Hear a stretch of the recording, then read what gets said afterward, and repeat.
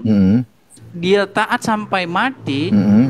itu menunjukkan bahwa Yesus itu taat sampai mati. Itulah dikatakan bahwa dia benar. Nah, apa bukti kebenarannya? Dia dibangkitkan dari antara Ya, orang mati. katanya Allah. Ini melebar lagi nanti. Nah, bahas salah lagi nanti kayak kemarin Iya, lagi jangan bahas. itulah, jangan makanya jangan kau kutip itu nanti melebar lagi. Yang gua minta itu kok kenapa penyalipan itu kehendak dari iblis gitu loh. Ya karena mereka menolak Yesus, gimana? Berarti kalau nggak ada iblis nggak ada penyalipan, Wah, nggak ada pengampunan. kalau nggak ada iblis ya Adam dan Hawa nggak jatuh dalam dosa. Jangan Iya ya. jauh-jauh ke sini ke abad 20. Kita ke abad Berarti pertama lagi. Nah, iya berarti umat Kristen harus berterima kasih dengan adanya iblis. oh berterima kasih. Ngapain Lah terima kalau kasih sama iblis gimana sih Palen? nah, Ada aja Palen. lo nggak gini loh, Dis. Maksud gue gini, Logikamu Dis. gimana sih Palen? Ya maaf Palen. lah, Ya itu maaf. ada yang ngomong tuh, Tuhan taat katanya, Mm, ketawa dia. Inilah lagi iya, bahas maaf lagi lah, kata Tuhan Dis. lagi. Kan, minta maaf lah. Jadi di dalam pikiran teman-teman muslim Hmm, ini ketika mengucapkan kata Tuhan itu mm, maksudnya Bapa saja. Bapa mm, saja gitu loh. Jadi maksudnya yang dimaksud itu masa Bapa taat? Taat sama siapa? mm. Jadi sebenarnya ini dia lagi ngetawain sesuatu yang Iya, sebenarnya iya, nggak iya, iya, diyakini sama biar orang nanti. Kristen gitu loh. Enggak, jadi Yang gua taat punya. itu anak, anak taat kepada Bapa gitu Mm-mm. loh. Ya, ya, ya, ya, ya. Dis. Nah Terus orang-orang kalau, disuruh taat kepada anak. Kalau nggak taat sama anak berarti nggak taat sama Bapa gitu loh. Makanya kalau orang sudah tidak percaya kepada mm, Yesus itu udah selamat jalan udah. Selamat iya, tinggal kau udah sudah. goodbye, goodbye ya, Iya goodbye. udah pastilah kau di neraka gitu loh. Iya, goodbye, Makanya goodbye. satu-satunya jalan kepada Bapa itu lewat Yesus, ikut Yesus, jadikan Yesus Ini Tuhan dan gimana juru ceritanya? selamatmu gitu loh. Penyalipan kena iblis, iblis yang melebar, Kodis. Kan di Berarti, dalam kejadian itu jelas Palen, mm, keturunannya akan meremukkan kepalamu dan ya, gimana sih? Keturunanmu akan meremukkan tumitnya dan keturunannya akan meremukkan kepalamu. ya, Jadi yang meremukkan tumit Yesus itu adalah keturunan si iblis itu, gitu loh. Jadi ya. kehendak penyaliban itu adalah kehendak orang-orang yang menolak Yesus. Bukan iblis. Tetapi ya jelas iblis lah gimana? Oke, siap, siap, siap, Itu kan siap. iblis yang menjadi bapak mereka. Kan Yesus kan ngomong, Hmm. kamu atas perbuatan dosa apa yang kau perbuat sehingga kamu ingin melempari aku dengan batu? Ya Iya, kan? iya, Terus jawab mereka, iya. bukan karena perbuatan ini kami hendak melempari dengan batu, tapi Hmm, engkau hmm. hanya karena engkau seorang manusia saja menyamakan dirimu dengan Allah. Itulah Yesus mau dirajam dengan Salibkan. batu. Bukan, Disalibkan. aduh, Oh, bukan. salibkan sih. Iya, Paling terus, terus, terus. nggak ngerti Bible Ya, ternyata maaf lah, hebat nih paling. Maaf, maaf, maaf, maaf, maaf. Lanjut, lanjut, lanjut. Jadi kata Yesus dan kamu ingin melakukan kehendak bapamu gitu loh. Iblis lah yang Hmm, menjadi bapamu seperti hmm. itu. Ya, oke, oke, Gitu oke, loh. oke. Oke, di sini udah bergabung, Dis ya. Saya sapa dulu, Dis. Ada Pak Christian Pratama. Selamat sore, Pak Christian Pratama. Sore Bang. Ya, ini saya tanya Pak Christian ya, apakah penyalipan itu kehendak dari iblis seperti yang Edis narasikan Pak Christian? Anda kan dari namanya aja kan identik dengan kekristenan. Coba Pak Christian jelasin. Biar follower saya nggak kebingungan gitu. Karena banyaknya orang-orang seperti Bapak lah, makanya dia disalib. Karena bebalnya manusia. Hmm. Iya, iya. Iya kan saya bebal. Menurut Anda nggak Iya. apa-apa saya. Enggak. Apakah penyalipan Jangan. itu Hmm? kehendak dari iblis? Kalau menurut versi dari Bang Edis, penyalipan itu kehendak iblis. Kalau versi dari Pak Christian macam mana, Pak? Iya, kehendak iblis dengan Oh, guna kehendak negara iblis. Iya, iya, iya. Berarti kalau nggak ada penyalipan, nggak ada pengampunan dosa. Gimana kita bilang nggak ada penyalipan? Semua udah tertulis kok. Udah Lah ada iya, perbuatannya. penyalipan itu kan konsep soteriologi, keselamatan kan gitu, Pak. Dengan adanya Yesus disalib, maka ada pengampunan dosa kan gitu. Iya. Berarti yang ikut andil dalam pengampunan dosa iblis juga dong. Karena iblis berkehendak menyalibkan Yesus. Sebenarnya kan gini, manusia kan dikasih Iya, ya, free gimana will, gimana? kehendak bebas. Ya, free will, ya, Bebas. kehendak bebas. Lanjut, lanjut, lanjut, Pak. Sebelum penyaliban kan ada air bah, tapi manusia tetap begitu. Setelah air Ya, bah, bangsa Israel membuat Tuhannya sendiri juga. ya. ya kan? Mm-mm. Nah, Tuhan melihat itu dengan cara apa dia bisa menyelamatkan manusia? Ya dengan cara penyaliban. Berarti nubuatan yang Yesus kan pernah bilang, Pak, Mesias harus menderita, mati dan bangkit dari ketiga. Itu kehendak iblis atau kehendak Bapa? Ya Bapak, Lah, di situ ada mati. Mati itu kan melalui iya, mati dan bangkit. Dari kalau kita mempelajari konteks di situ, Pak ya, menderita. Penderitaan Yesus kan paling banyak di Kalvari kan, Pak? Sampai di mana Yesus Kristus disalibkan, dan itu adalah kehendak iblis. Apa Tuhan Allah Israel lagi join sama iblis? Atau macam mana, Pak? Karena iblis juga ikut andil dalam penyaliban Yesus. Coba, Pak, terangin.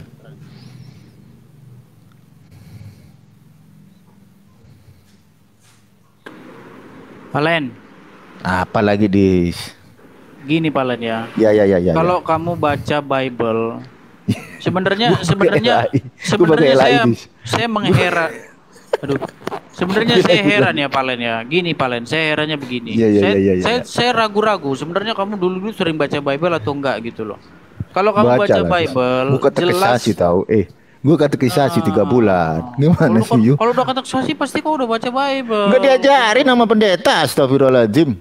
Belum nyampe di situ. Gimana sih kau? Emang ada katekisasi ngajarin kayak begituan? Gue tanya sama Yu, ayo. Loh, katekisasi itu maksudnya mau nikah atau bagaimana dulu?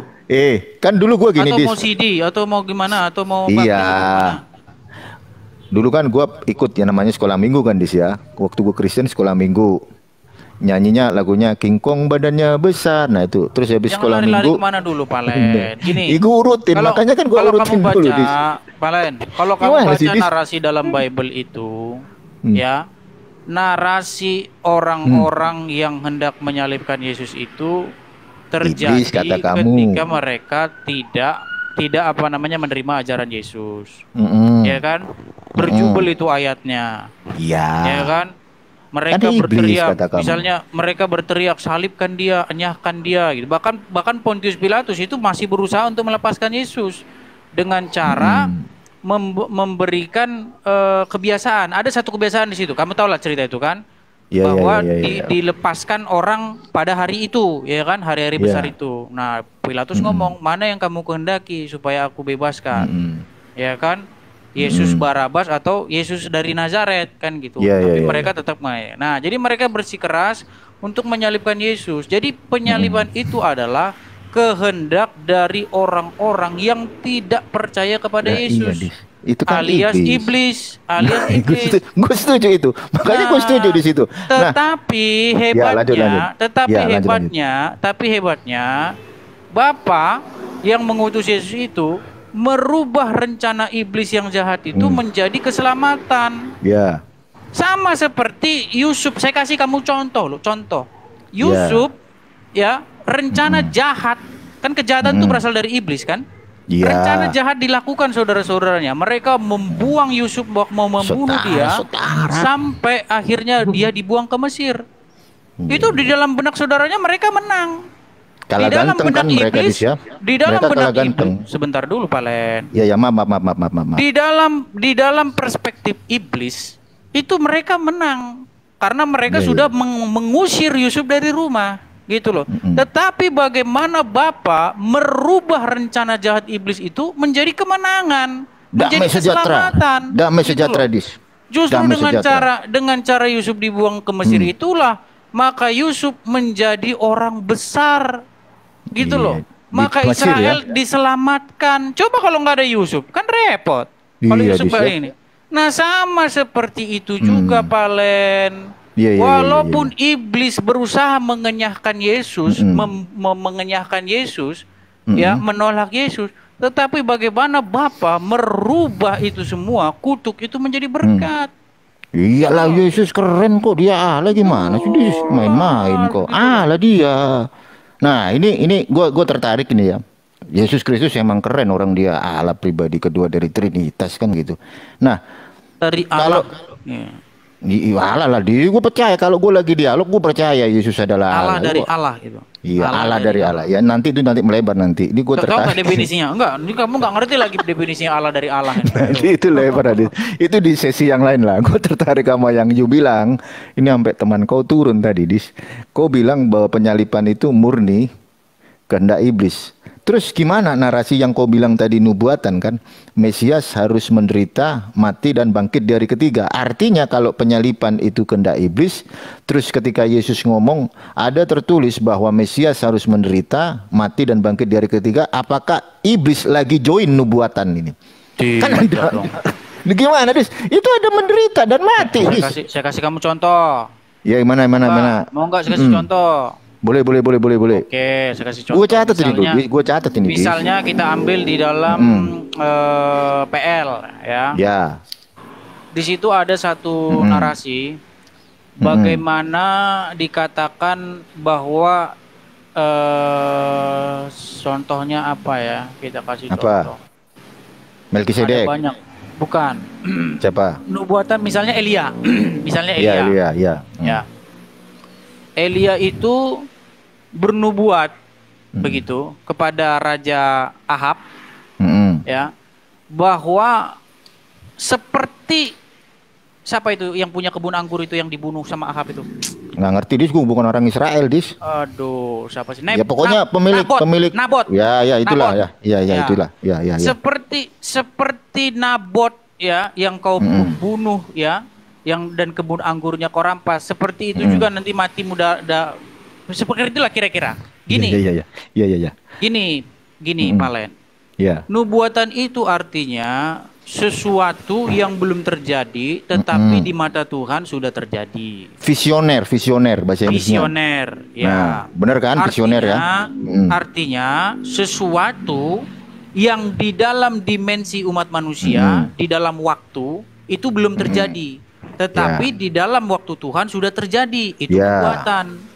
Nah, masalah bagaimana terjadinya sesuatu itu bisa saja pekerjaan iblis.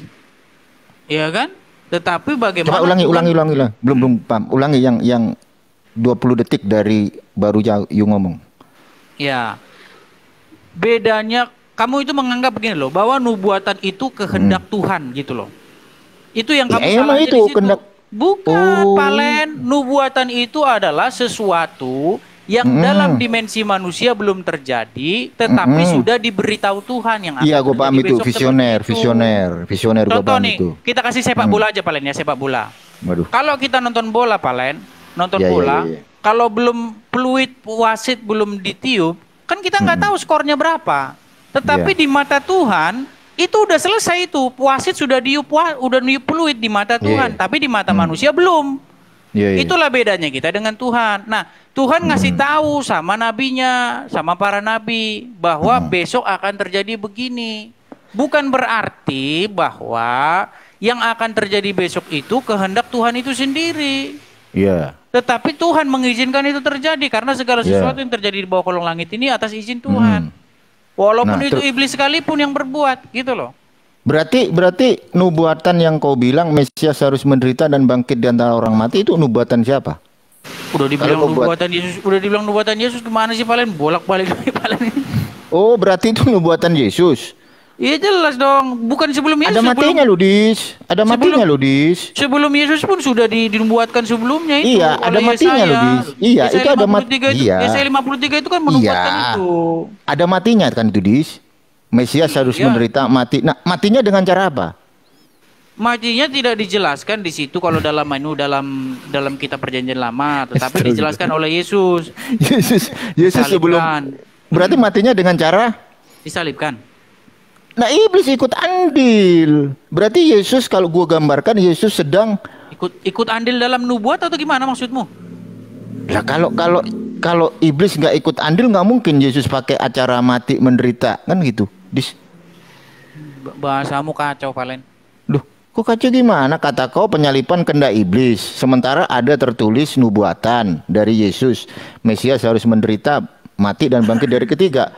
Nah, kalau kita ngomongin mati, berarti kan konteksnya larinya ke situ, ke penyalipan. Di mana penyalipan itu adalah kehendak iblis. Saya kasih kamu contoh. Kalau saya mau berpikir seperti kamu ya. Iya, iya, iya. Ya, kalau saya mau berpikir seperti kamu.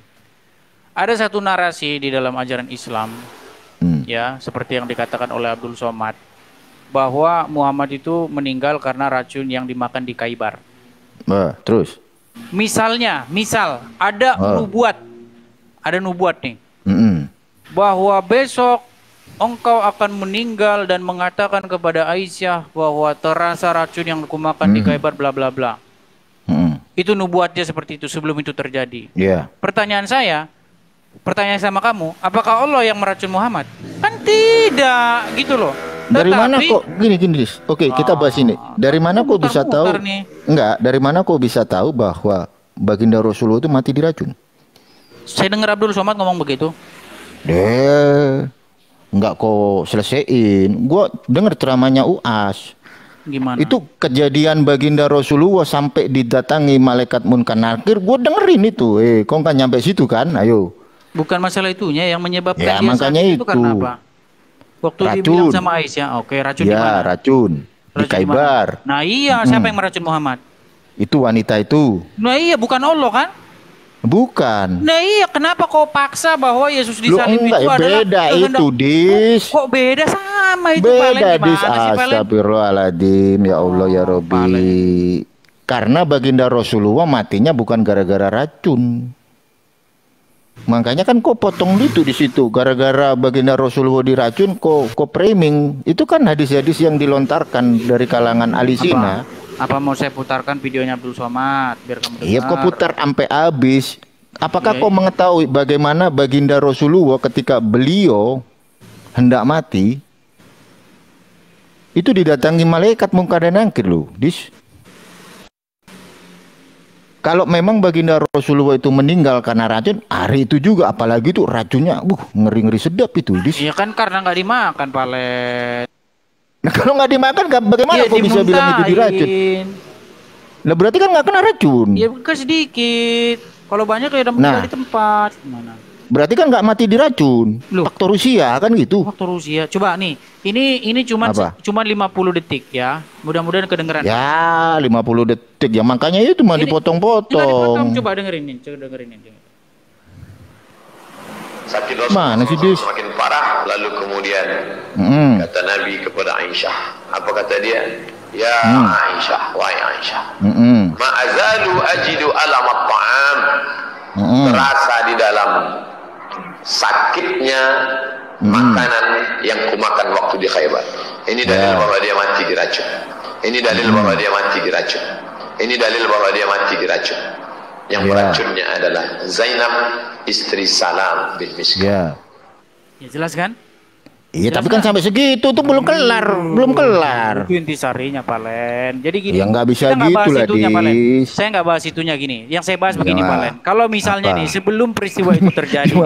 Di mana ada nubuatan Allah Subhanahu Wa Taala, ada nubuatan kayak begitu di Quran? Yang nggak ada nubuatan karena nggak ada nabi. Kalau nggak ada nubuatan, kenapa kok ambil satu cerita ketika baginda Rasulullah seperti itu, kok kaitkan dengan nubuatan dari Yesus? Nggak ada loh, Dis. Kamu itu berpikir bahwa nubuatan itu selalu kehendak dari Tuhan itu sendiri. Tidak, Palen. Lah iya, ini kan maksud gua kan apple to apple nih. Gua paling suka apple to apple kan, Dis. Arti nubuatan itu bukan kehendak Tuhan. Visioner. Lu bilang tadi visioner. Iya, visioner lah. Sesuatu yang, makanya dengerin dulu. Sesuatu yang belum terjadi di dalam dimensi manusia. Lanjut. Tetapi sudah dikasih tahu Tuhan bahwa yang akan terjadi besok seperti itu. Ibaratnya gini loh, Palen. Kalau di mata kita, stop dulu. Sebentar dulu, Palen. Kalau di mata kita, sesuatu ini kan sedang berlangsung dan sudah terjadi. Betul nggak? Benar. Kita ini hidup dalam dimensi yang sudah terjadi, past tense, dan sedang terjadi. Ya. Continuous tense, ya. Tetapi kita tidak hidup dalam dunia yang belum terjadi. Bedanya dengan Tuhan itu sudah selesai di mata Tuhan itu. Iya, gue paham itu. Jadi yang dikasih tahu sama Tuhan gini itu loh, Dis, sesuatu yang akan terjadi besok. Gimana? Iya, yang maksud aku yang gini, Dis. Kan di PB ada tertulis Yang Mesias itu yang harus menderita, mati dan bangkit dari ketiga. Ini kan nubuatan. PB Dan doang itu, di PL juga ada. Ah, dengerin dulu lah. Di PB kan ada, kan berangkatnya dari PB itu ada tertulis kata Yesus kan gitu. Mesias harus menderita, mati dan bangkit di hari yang ketiga. Ini kan nubuatan. Nah, gue bingung. Kalau ini nubuatan siapa kan gitu? Oh, ini nubuatan Yesus kata kau. Oke, terus kau coba untuk Bukan mengkaitkan hanya itu. Yesus saja, di dalam perjanjian lama juga itu sudah dimuatkan. Iya, intinya nubuatan Yesus lah. Nanti melebar ke perjanjian lama itu ayatnya nggak ada dalam PL. Oh, ada gimana? Sebentar dulu nanti kau jelaskan. Ada nggak ayat itu dalam PL? Gampang itu. Ada, Yesaya 52 itu loh. Mana sih jelas-jelas itu? Ayat berapa ada tertulis kayak gitu? Iya, baca aja itu lengkap itu loh. Coba baca. Oh, Apa? Coba nih, kita buka dulu ya. Iya ya. Nggak ada lah Ini termasuk dalam nih, chapter terlarang ini bagi orang Yahudi ini. Kata siapa kalau terlarang ngapain ditulis? Seandainya paling orang Yahudi betulan ya pasti ini Bukan, disembunyikan. ya saya 52 apa 53 lah. Ini bener yang mana Ledis? 53 mungkin. Sayangnya paling belum dapat kartu Yahudi ini. Ada gua ada gua. Ya bacakan dulu ya. Ya. Lanjut Dis. Siapakah yang percaya kepada berita yang kami dengar? Nah itu Yesaya 53 coy, bukan Iya, 52. Maksudnya Yesaya 53. Maksud saya Iya, Yesaya 53. maaf ya. Lagi. Maksud saya maaf karena saya salah menyebut nomor. Siapakah yang percaya kepada berita yang kami dengar dan kepada siapakah tangan kekuasaan Tuhan dinyatakan? Nah, jadi ini menunjukkan bahwa betapa sukarnya ini berita ini dipercaya orang. Yeah. Sampai dia bilang siapa yang mau percaya kepada berita yang kami dengar ini, gitu loh. Sampai Yesaya bilang begitu. Nah ini sebagai taruk, ia tumbuh di hadapan Tuhan dan sebagai tunas dari tanah yang kering. Ya kan? Waalaikumsalam Bang Uco. Ia tidak tampan dan semaraknya pun tak ada sehingga kita memandang dia dan rupa pun tidak sehingga kita mengingatkan dia. Jadi dianggap sepele lah ya. Ia dihina dan dihindari orang. Ya, seorang yang penuh kesengsaraan dan yang biasa menderita kesakitan. Aduh. Ia sangat dihina sehingga orang menutup mukanya terhadap dia dan bagi kita pun ia tidak masuk hitungan. Berarti brengsek Israel itu dia. Astagfirullah, Tuhan dikit. Siapa dia siapa Bang Valen? Jelas. Bang Umar. Enggak tahu Bang Uco. Lanjut lagi nih. Kalau Islam yang nggak ada hubungannya dengan ini gitu loh, karena dari Arab ya. Iya, kan kita nyimak Dis. Oke, saya lanjutkan lagi ya. Ini saya cuma ngasih tahu aja gitu loh sama teman Muslim gitu. Walaupun Muslim nggak ada hubungannya sama sekali di sini, karena tidak termasuk keturunan Abraham. Oke ya. Iya. Tetapi sesungguhnya, nah ini perhatikan nih. Tetapi sesungguhnya penyakit kita lah yang ditanggungnya dan kesengsaraan kita yang dipikulnya.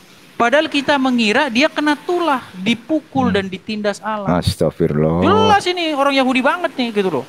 Mengira Tuhan kena tulah, kan? Bos. Terus lanjut lagi. Bukan Tuhan Bapa loh, yang maksud Tuhan siapa? Iya, Tuhan Yesus lah. Berarti Tuhan Yesus kena tulah dong. Astagfirullah, Dis, ya Allah. Lanjut, Dis, lanjutlah, Dis. Janganlah kau baper. Bentar ya. 10 menit. Ya, sambil nunggu Edis, saya sapa dulu Bang Uco. Assalamualaikum Bang Uco. Waalaikumsalam warahmatullahi wabarakatuh. Iya, gimana? Ya, alhamdulillah perutku udah terkocok sore ini dari tadi. Iya Bang Uco. Kadang-kadang lucu juga nih di sini. Penyalipan itu kehendak iblis Bang Uco. Di mana? Nggak ada ayatnya kok. Nggak tahu Edis. Itu kan karangan tuh apa namanya? Eksegesi itu. Iya. Nggak ada ayat. Dia nggak sholat skriptura Bang Uco. Biasalah si Edis. Orang jelas-jelas terkutuk masih dibilang Tuhannya yang disalib, kan aneh ini. yang paling sangar lagi nih kalau aku bilang nanti kayak enak pula Edis nih.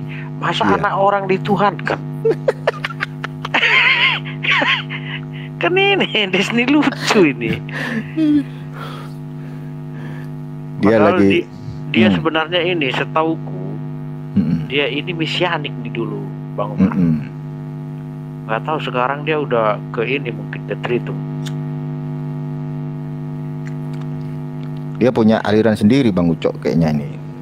Aliran Alkitabiah katanya gitu. Kemarin saya tanya, saya Kristen Alkitabiah katanya. Oh, kalau Alkitabiah masih kalah dia sama Pras Donald. Itu yang masih dekat Alkitabiahnya. Kalah jauh. Kalah jauh dia sama Pras Donald.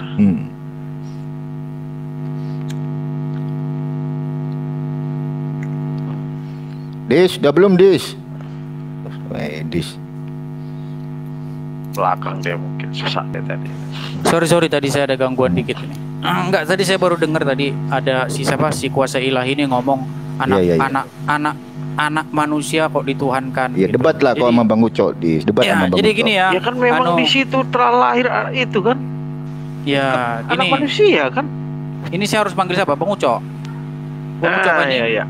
Oke, Iya, Bang Uco. Oke, Bang Uco. Kita begini Bang Uco ya. Pertama-tama kita ini sedang membahas kitab. Kita tidak sedang membahas pikiran saya maupun pikiranmu. Satu kata yang keluar darimu tadi adalah mentuhankan. Ya, sebenarnya yang mentuhankan manusia dan bahkan di dalam kubur itu siapa? Ayo kita ke Al-Qur'an, ya. Di dalam Al-Qur'an At-Taubah 31 tertulis, mereka menjadikan rahib-rahibnya dan alim ulamanya sebagai Tuhan di samping Allah. Kalau Anda membaca riwayat di balik At-Taubah 31 ini, ada orang yang bernama Adi bin Hatim. Ini saya anggap jelmaan Anda sekarang ini. Anda itu, Bang Uco, saya anggap jelmaan Adi bin Hatim ini.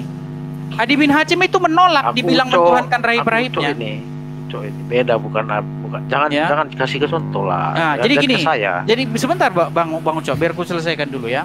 Jadi si Adi bin Hatim ini yang dia orang Nasrani menggunakan kalung salib yang terbuat dari perak, datang kepada Muhammad, protes sama Muhammad ngomong gini. Wahai Muhammad, mereka tidak menuhankannya, mereka tidak menyembahnya. Tapi apa kata Muhammad? Tidak. Ya, bayangkan ini. Jadi Adi bin Hatim di mata Muhammad itu menuhankan rahib-rahibnya dan alim ulamanya, walaupun Adi bin Hatim tidak merasa seperti itu. Dibilang sama Muhammad gini, dia Nasrani apa Kristen? Sebentar dulu. Iya, Nasrani apa Kristen? Mereka mengharamkan yang dihalalkan Allah, atau sebaliknya menghalalkan yang diharamkan Allah dan mereka mengikutinya. Itulah penyembahan mereka, itulah ibadah mereka, itulah mereka menjadikan Tuhan rahib-rahib dan alim ulamanya. Sekarang saya tanya Bang Uco percaya sama Muhammad nggak? Penjelasan itu Muhammad kan nggak? Pengertianmu, buka ayatnya. Pengertian saya. Iya, itu eksegesismu itu. Itu Muhammad yang ngomong. Pakai cara Bible mengeksegesis Al-Qur'an. Coba Bang Palen, buka dulu Palen. Tafsir Jangan At-Taubah 31. pakai cara Bible. Silakan Palen. Enggak begitu. Palen, At-Taubah 31 itu tafsir kan Ibnu Katsir. Tuduhan, itu kan vonis. Ya, ini nggak percaya lagi orang-orang sama Muhammad ini. Masalahnya gini Bang Edi, saya harus wudu dulu. Harus wudu dulu. Bukan, tafsir Ibnu Katsir, nggak perlu wudu. Tafsir Ibnu Katsir enggak bisa, jadi wudu dulu gua. Itu dibuka di internet. Harus wudu alasan ini. Alasan memang gitu. Kok alasan gimana? Itu. Jadi gini, makanya saya bilang, saya itu kadang-kadang percuma ngomong sama orang Islam ya, yang nggak ngerti ajaran Islam sendiri. Kembali gitu ke yang tadi itu dibahas kalian nggak sama berani Bang Umar gitu tadi. loh. Nggak, apa kalian nggak percaya dengan Muhammad? Kalau itu penjelasan Muhammad, coba itu penjelasan Edis apa penjelasan Muhammad itu? Coba saya tanya dulu. Saya nggak lihat lengkapnya, itu Edis tadi yang ngomong. Oh, jadi kamu nggak percaya itu kata Muhammad ya? Coba kau buka dulu Dis. Makanya yang lengkap. Saya bacakan. Ya. Kan bisa open cam Dis. Saya bacakan nih. Tafsir Ibnu Katsir. Loh, ke tafsir ayatnya dulu lah. Kok ke tafsir? Loh. Qurannya dulu. Jadi kalian udah nggak percaya lagi nih sama tafsir. Loh. Giliran saya ngomong baca Quran disuruh baca tafsir. Giliran dibukain tafsir disuruh buka Quran. Gimana di Al-Quran lengkap baca satu ayat itu paling tidak, coba apa? Jangan nih, tafsirnya. At-Taubah 31. Mereka menjadikan rahib-rahibnya dan alim ulamanya sebagai Tuhan di samping Allah. Menurut kitab tafsir Ibnu Katsir atau At-Taubah 31 dijelaskan ada peristiwa di balik ini, yaitu ada seseorang bernama Adi bin Hatim dari Bani Tayy. Dia datang kepada Muhammad, dia seorang Nasrani menggunakan salib di lehernya. terbuat dari perak. Ya. Ortodok. Tunggu. Ya. Tadi sepotong itu. Oh, udah nggak percaya sama Muhammad sendiri. Bukan, jangan ke tafsirnya dulu. Kita ke sola scriptura aja. Iya, di sola scriptura dulu udah lah. Nggak percaya lagi iya, sama sola Muhammad. scriptura dulu. Udah nggak percaya lagi sama Muhammad. Lengkapnya tadi loh, Dis. Sola scriptura dulu, baru masuk ke hadis gitu loh, Dis. Biar enak lah Udah kita. nggak percaya lagi sama Muhammad nih. Percayalah, Dis. Orang kita umat baginda Rasulullah. Kenapa takut buka itu?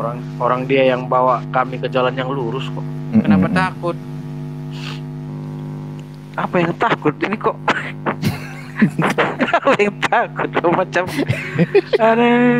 coba ulangi tadi. Atau maksudnya itu ayat yang lengkap gitu loh, Dis. Biar kita enak dengernya. Jangan sepotong, lengkap. Ulangi dulu.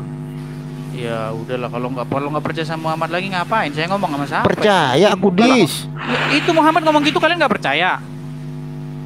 Muhammad Ya, ngomong gitu sama Adi bin sepotong. Hatim kalian nggak percaya? Itu maksudnya Bang Ucok itu gini, Dis. Loh, gimana sih? Coba ini loh, Anda. saya bacakan nih loh. Ini saya punya tafsir Ibnu Katsir nih, saya bacakan ya. Nih ya, Tafsir lah. diriwayatkan ya. Saya bacakan ini intinya aja ya. Datanglah Adi bin Hatim dari Bani Tayy kepada Rasulullah dan berkata, ketika Rasulullah membacakan At-Taubah 31, mereka menjadikan rahib-rahibnya sebagai Tuhan di samping Allah. Ya. Adi bin Hatim berkata, wahai Rasulullah, sesungguhnya mereka tidak menyembahnya. Lalu kata Muhammad, tidak, mereka mengharamkan yang dihalalkan Allah atau menghalalkan yang diharamkan Allah dan mereka mengikutinya, mereka mentaatinya. Itulah penyembahan, itulah ibadah mereka kepada mereka, kata Muhammad. Nah kalian udah nggak percaya sama Muhammad, ngapain lagi saya lanjutin ngomong sama kalian? Percaya Gitu gua, maksud aku mereka di situ siapa? Orang-orang rahib-rahib itu. Rahib itu apa? Ciri-cirinya apa? Iya, nggak masalah Pakai yang salib. jelas rahib-rahib Iya, itu. pakai salib kan misalnya kata kau gini, tadi. misalnya gini nih, misalnya rahib-rahib itu ngomong A. Bentar. Biar ku bacakan aja. Dibacakan Bentar, Dis. Dibacakan, Kau Dis. motong-motong aja kerja kau ini. Coba ya, dengerin ya. Ittakhadhu ahbarahum wa ruhbanahum arbabam min dunillahi wal masih ibn Maryam. Itu dengar ya, wal masih ibn Maryam. Wa ma umiru illa liya'budu ilahan wahidan la ilaha illa huwa subhanaka amma yusyrikun. Ntar ya, saya baca artinya nih. Mereka menjadikan orang-orang alim itu ya, ahbarohum waruhbanahum, dan rahib-rahibnya ini ke orang Nasrani. Kalau yang ahbarohum ini ke orang-orang Yahudi. Nah, arbaban sebagai Tuhan selain Allah, dan juga Al-Masih putra Maryam. Nah, itu juga dituhankan gitu ya. Kemudian, kita lanjutkan. Padahal mereka hanya disuruh menyembah Tuhan yang Maha Esa. Tidak ada Tuhan selain Dia, Maha Suci Dia dari apa yang mereka persekutukan. Ini kan fik nih, nggak perlu eksegesis tinggi-tinggi, udah. Oh, jadi penjelasan Muhammad nggak perlu lagi. Penjelasan Muhammad terhadap Ibnu Katsir itu cuma sampah gitu maksudnya. Ente yang bilang sampah itu.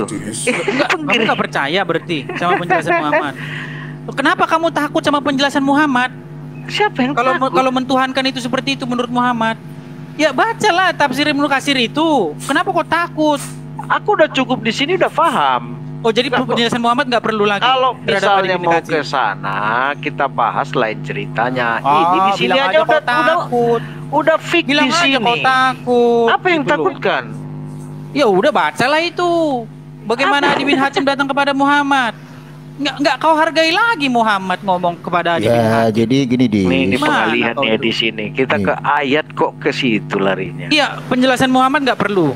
Giliran nanti saya ke ayat langsung, kalian ngomong ini penjelasan Rasul. Giliran saya ke penjelasan Rasul, kalian nggak mau. Nggak gini, Inilah Dis. yang saya bilang, Itu dari kalian ini kayak apa, Ibnu gitu loh. Katsir kan baginda Rasulullah memperingatkan mereka yang nyembah-nyembah selain daripada Allah. Iya, menurut Muhammad menuhankan orang itu Menuhankan manusia itu menurut Muhammad adalah ketika manusia itu mengharamkan yang dihalalkan Allah atau menghalalkan yang diharamkan Allah, kalian turuti, itu menuhankan menurut Muhammad. Kalian sendiri nggak percaya sama Muhammad. Apa percaya, yang mau dibahas? Ya apa udah, yang percaya nggak? iya, apa yang Percaya nggak kata Muhammad dihalalkan, itu? apa yang dihalalkan sama mereka itu kan mereka menghalalkan kalau Nah, manusia itu iya. adalah Tuhan. Kan benar baginda Rasulullah. Berarti sekarang Macam mana begini, sih? kita pakai hukum yang sama. Kalau kira-kira Apa? Muhammad menghalalkan yang diharamkan Allah atau mengharamkan yang dihalalkan Allah dan Muslim mengikuti, berarti Muslim menyembah Muhammad nggak? Ya enggak lah, Dis. Loh, inilah yang saya bilang bermuka dua, gitu Lu loh. enggak, Dis. Contoh Apa kayak yang begini mau nih. dihadapi Contoh sama kayak bermuka begini. dua, gitu Contoh loh. kayak begini, Dis. Contoh, kamu menuruti Alkitab enggak? Janganlah bolak-balik Loh, lagi. makanya Pak itu. Ed. Makanya kan gua bilang dari Muhammad sudah kamu. menjelaskan Macam mana kepada lagi? Majelis Hakim. Mm-mm. Menuhankan rahib-rahib itu maksudnya apa sih? Dijelasin sama Muhammad. Menuhankan rahib-rahib itu maksudnya, misalnya nih, rahib-rahib ngomong A, sedangkan Allah ngomong B. Gitu loh, diturutilah rahib-rahib itu. Lebih nuruti rahib-rahib ketimbang nuruti Allah. Itulah penyembahan beribadah kepada rahib-rahib menurut Muhammad, bukan menurut Edis. Iya. Kalian nggak percaya. Loh, gue percaya Ya, apa yang betul dibilang itu. baginda Rasulullah. Ya udah, Betul. kalau kalian percaya Apa sekarang masalahnya? kita pakai standarnya Muhammad. Kalau misalnya nih, misalnya Allah mengharamkan darah, tapi Muhammad menghalalkan darah, gimana? Kalau kalian turuti, berarti kalian ini nyembah kok Muhammad ulang nggak? lagi, ini udah berapa Loh, ribu kali bentar, kok bawa bentar, yang bentar. satu. Dis, gini, Dis. Jadi kita sudah tahu siapa sebenarnya yang menuhankan manusia itu siapa? Siapa, Dis? Gitu loh. Siapa, Dis? Ya Siapa, kalian tarik siapa? aja kesimpulan dari situ. Gak ada, Nah, Dis. Di mana ada Quran tertulis kalau baginda Rasulullah itu adalah Allah? memang nggak saya bilang Muhammad itu Allah. Lah, terus Rahib-rahib itu kalau- juga bukan Allah, tapi dituhankan, gitu loh. Iya, Sekarang kan nggak ada, Dis, pertanyaannya, ceritanya, Dis. apakah kalian mentuhankan Muhammad dengan cara demikian? Misalnya nih, Allah bilang darah haram darah, tapi darah Muhammad dihajar, diembat. Itu kan minum. berandai-andai kamu. Loh. Gak ada tuh, Jadi Dis. nggak ada Gimana tuh sih? narasi darah Muhammad diminum. Mana ada? Waduh, paling pantesan baru mualaf 4 bulan. Sekarang yang minum darah sampai sekarang siapa, Dis? Jadi Mana darah ada, Muhammad Dis? nggak Gua diminum minum pengikutnya. kencing onta, Dis. Gua minum kencing onta. Darah Muhammad diminum Kencing onta pengikutnya masih nggak? ada, ya. Enggak. Kencing Ada onta nggak di- riwayat darah Siapa? Muhammad diminum? Ada nggak riwayat Paling darah di Muhammad perjamuan suci, Bang Umar. Yang Gua sampai kalau- sekarang kalau- masih ada kan? Kalau gua kencing onta, Dis. Tidak Bentar boleh lah, Dis. diskusi seperti itu. Mana ada narasi disuruh meminum darahnya baginda Rasulullah. Kalau minum kencing onta gua akui. Ayo. Muhammad ketika darahnya diminum, apa kata Muhammad? Barang Apa? siapa yang darahnya bercampur dengan darahku, haram disentuh api neraka. Haram kalau orang minum darah Muhammad disentuh api neraka. Gitu loh. Padahal Tapi kata Quran, ada nggak di situ padahal perintah, kata Quran Dis? dilarang Dis. makan darah. Dis, gini loh, Dis. Darahnya Muhammad diembat. Coba, siapa yang enggak gitu, menuhankan gini loh, Muhammad di Dis. sini jadinya? Enggak, bukan gini loh, Dis. Itu Objektif. loh, berpikir Objektifnya seperti gini, Dis. itu. Dis, gini loh. Gini. Mana sih? Sebentar. Hmm. Tidak ada Jadi yang yang menuhankan menghalalkan darah manusia itu Muhammad. sebenarnya- Tidak ada. Loh, jadi darah Muhammad nggak diminum tuh? Enggak ada, Dis. Oh, kalau saya puterin videonya gimana? Darah Muhammad diminum. Ada. Gimana? Begini. Itu Loh. kan pejuang, itu girohnya orang yang intinya, berjuang. Ayat Itu Al-Quran yang penghargaan mengharamkan bagi darah para sudah tidak mujahid. diperdulikan lagi. Jadi kalau misalnya darah Itu loh. Nabi itu disenggol sama dia, kena ke luka, sama-sama luka pun gak usah diminum. Itu sudah masuk. Karena dia udah sama menyatu Di darahnya bunyi sudah. Al-Quran itu jangan makan, bukan jangan masuk. Beda, makan sama masuk tuh beda.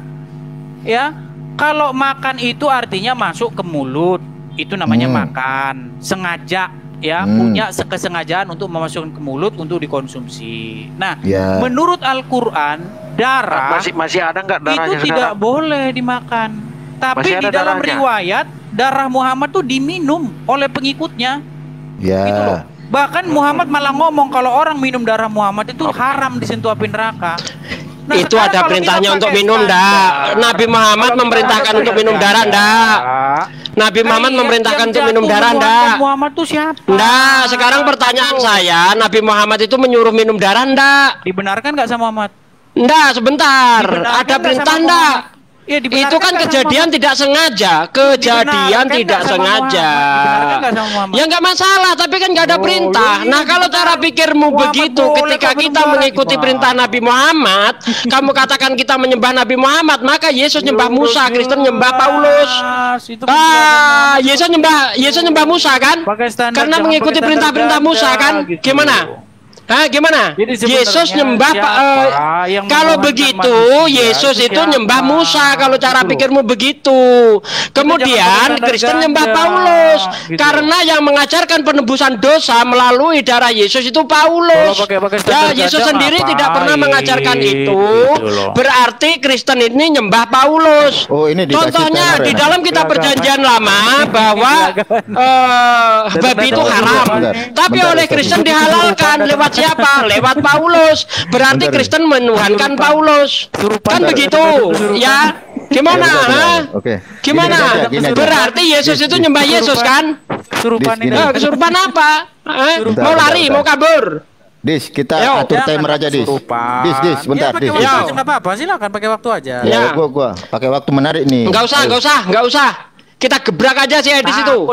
Kamu berani mengakui enggak kalau Yesus itu nyembah Musa? Berani nggak ngakuin? Saya tanya sama kamu, apakah Yesus menuruti perintah Musa enggak? Tanya saya, cepat jawab. Sudah jelas-jelas. Ditanya, apakah Yesus menuruti perintah Musa enggak? Oi. Ya iya, berarti kalau cara pikirmu seperti itu, maka Yesus itu nyembah Musa. Karena Yesus itu menuruti perintah-perintah Musa.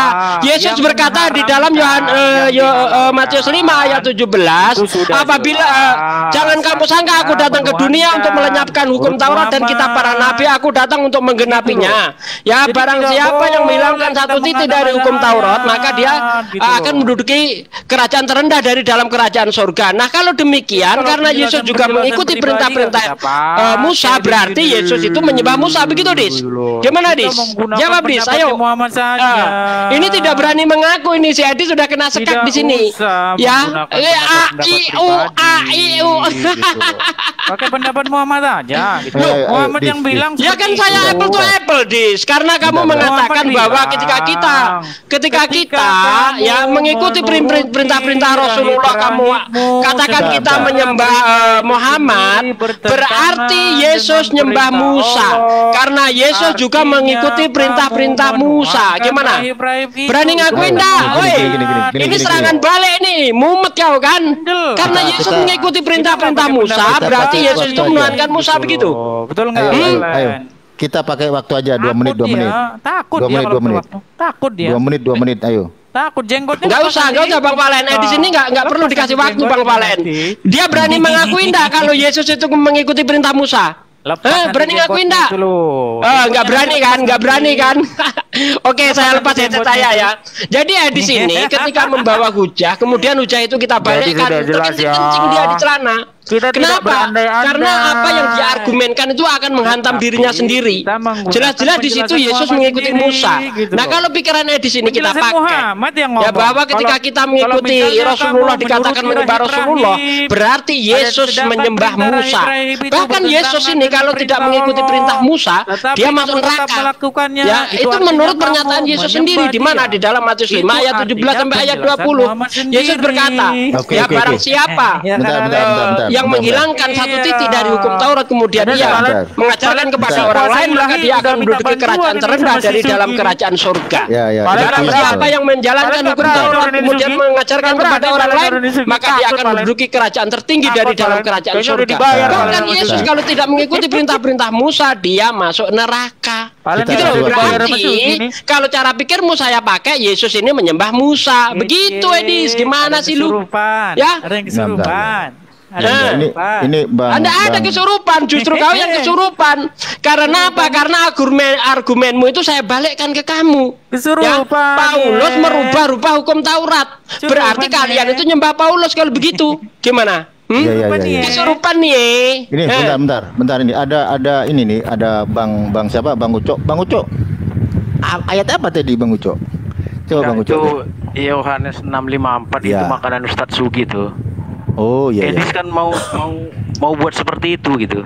Ya, terus supaya kita Jangan lari terus-terus kemana-mana. Kita nggak pakai pendapat. Yang kita pakai pendapat Muhammad di sini. Nggak usah berasumsi. Yang lari-lari Muhammad itu sendiri yang kamu, ngomong. Dis. Takut dia. Begitu argumennya dibalikkan, takut Muhammad dia. kan sudah ngomong. Ya berarti Yesus ini nyembah Musa. Kenapa Karena disebut Yesus juga mereka menjalankan perintah-perintah menuhankan Musa. rahib-rahib? Gitu loh. Karena mereka menuruti Pakai rahib-rahib tempat, itu. pakai tempat, Sekalipun perintah rahib-rahib itu bertentangan dengan perintah Allah. ya, Gitu nah, loh. ini pakai timer. Itu. Ada Billy, ada Edis, ada Pak Yadin sama Pak Sugi nih. Ada Bang Iya, iya, Billy iya. nih. Iya, iya. Iya, Bang Mbak Billy, Edi. suaraku kedengaran nggak Bang? Bagus. Agak Bagus. tapi agak kecil. Sugi agak ribut sih. Dia Iya, gunakan Bang. lah. Iya. Pakai Eko dia Bang. Jadi Guru suara saya dia, itu, Bang. guru saya Ustaz Oh, iya. Sugi. Mana sih? Pakai timer aja lah, 2 menit. Ada Pak Yadin sama Ustadz Sugi nih. Billy sama Edis. Wih, mantap ini. Sugi nggak berani, dia takut jenggotnya lepas. Apa nggak berani apa? Kamu aja nggak berani jawab. Ya, kamu aja nggak berani jawab tadi.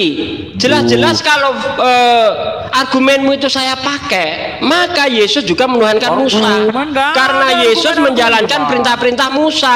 Kamu juga berarti kamu juga menyembah Paulus karena kamu mengikuti yang diajarkan Paulus, gitu loh. Masa pakai penjelasan pribadi? Yang nggak Apa boleh penjelasan dong. pribadi? Nggak ada. Kamu juga pakai penjelasan Harus pribadi. dalilnya dong, dalil. Harus Aduh, dalil. aduh. Sugi, Bang, Kalau saya Bang, kan- ada kalau saya timer kan pakai Sugi. dalil. Sugi ada Bang timer Edis. itu. Tuh, siap Bang Ucok, siap. Ayo, siapa dulu? 2 menit. 2 Ya, menit. baik, saya mulai. Jadi gini teman-teman. Kita itu sedang bicara Bible dan Quran, bukan pendapat pribadi. Kalau Sugi mah pendapat pribadi, drum bisa terbang pun ya nggak masalah, nggak kita hiraukan gitu loh. Apa yang mau dihiraukan? Yang kita hiraukan itu adalah penjelasan Muhammad. Muhammad ngomong kepada Adi bin Hatim. Kenapa sih kok disebut mereka itu mentuhankan rahib-rahibnya? Dijelasin sama Muhammad karena rahib-rahib itu misalnya mengharamkan yang dihalalkan atau menghalalkan yang diharamkan, dituruti. Itulah penyembahan mereka terhadap rahib-rahibnya. Menurut Muhammad, bukan menurut saya. Nah sekarang kita pakai standar yang digunakan Muhammad itu.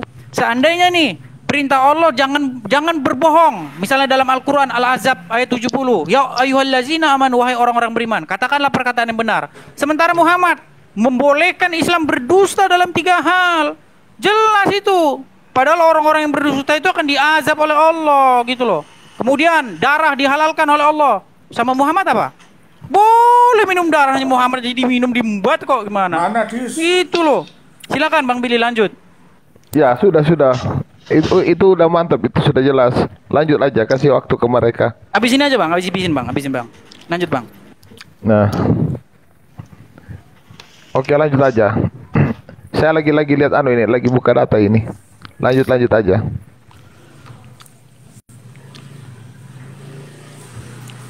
Ya dihabisin Dis, waktunya Dis. 30 detik lumayan tuh.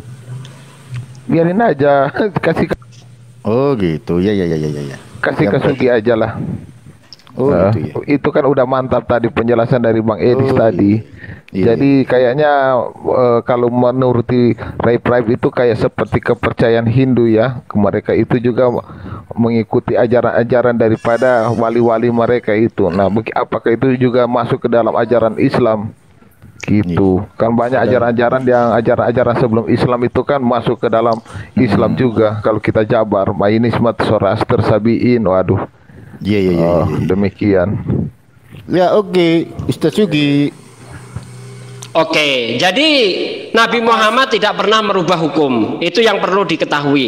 Bahkan ketika Rasulullah itu pernah mau mengharamkan madu, langsung ditegur oleh Allah. Jadi nggak ada Rasulullah itu apa yang dia atur itu bertentangan dengan aturan Allah, nggak ada sedikit pun. Kemudian kalau kita lihat Kristen ini kan mengikuti Paulus. Apa yang diajarkan Yesus berbeda dengan apa yang diikuti Kristen. Contohnya menurut Yesus untuk mendapatkan hidup yang kekal dengan cara perbuatan baik. Itu kalau kita lihat di dalam Lukas 18 ayat 18 sampai ayat 20. Kristen gimana? Percaya Yesus mati, disalib untuk masuk surga. Ini ajaran Paulus. Kemudian di dalam kitab Perjanjian Lama babi haram dirubah oleh Paulus. Ya, jadi babi halal.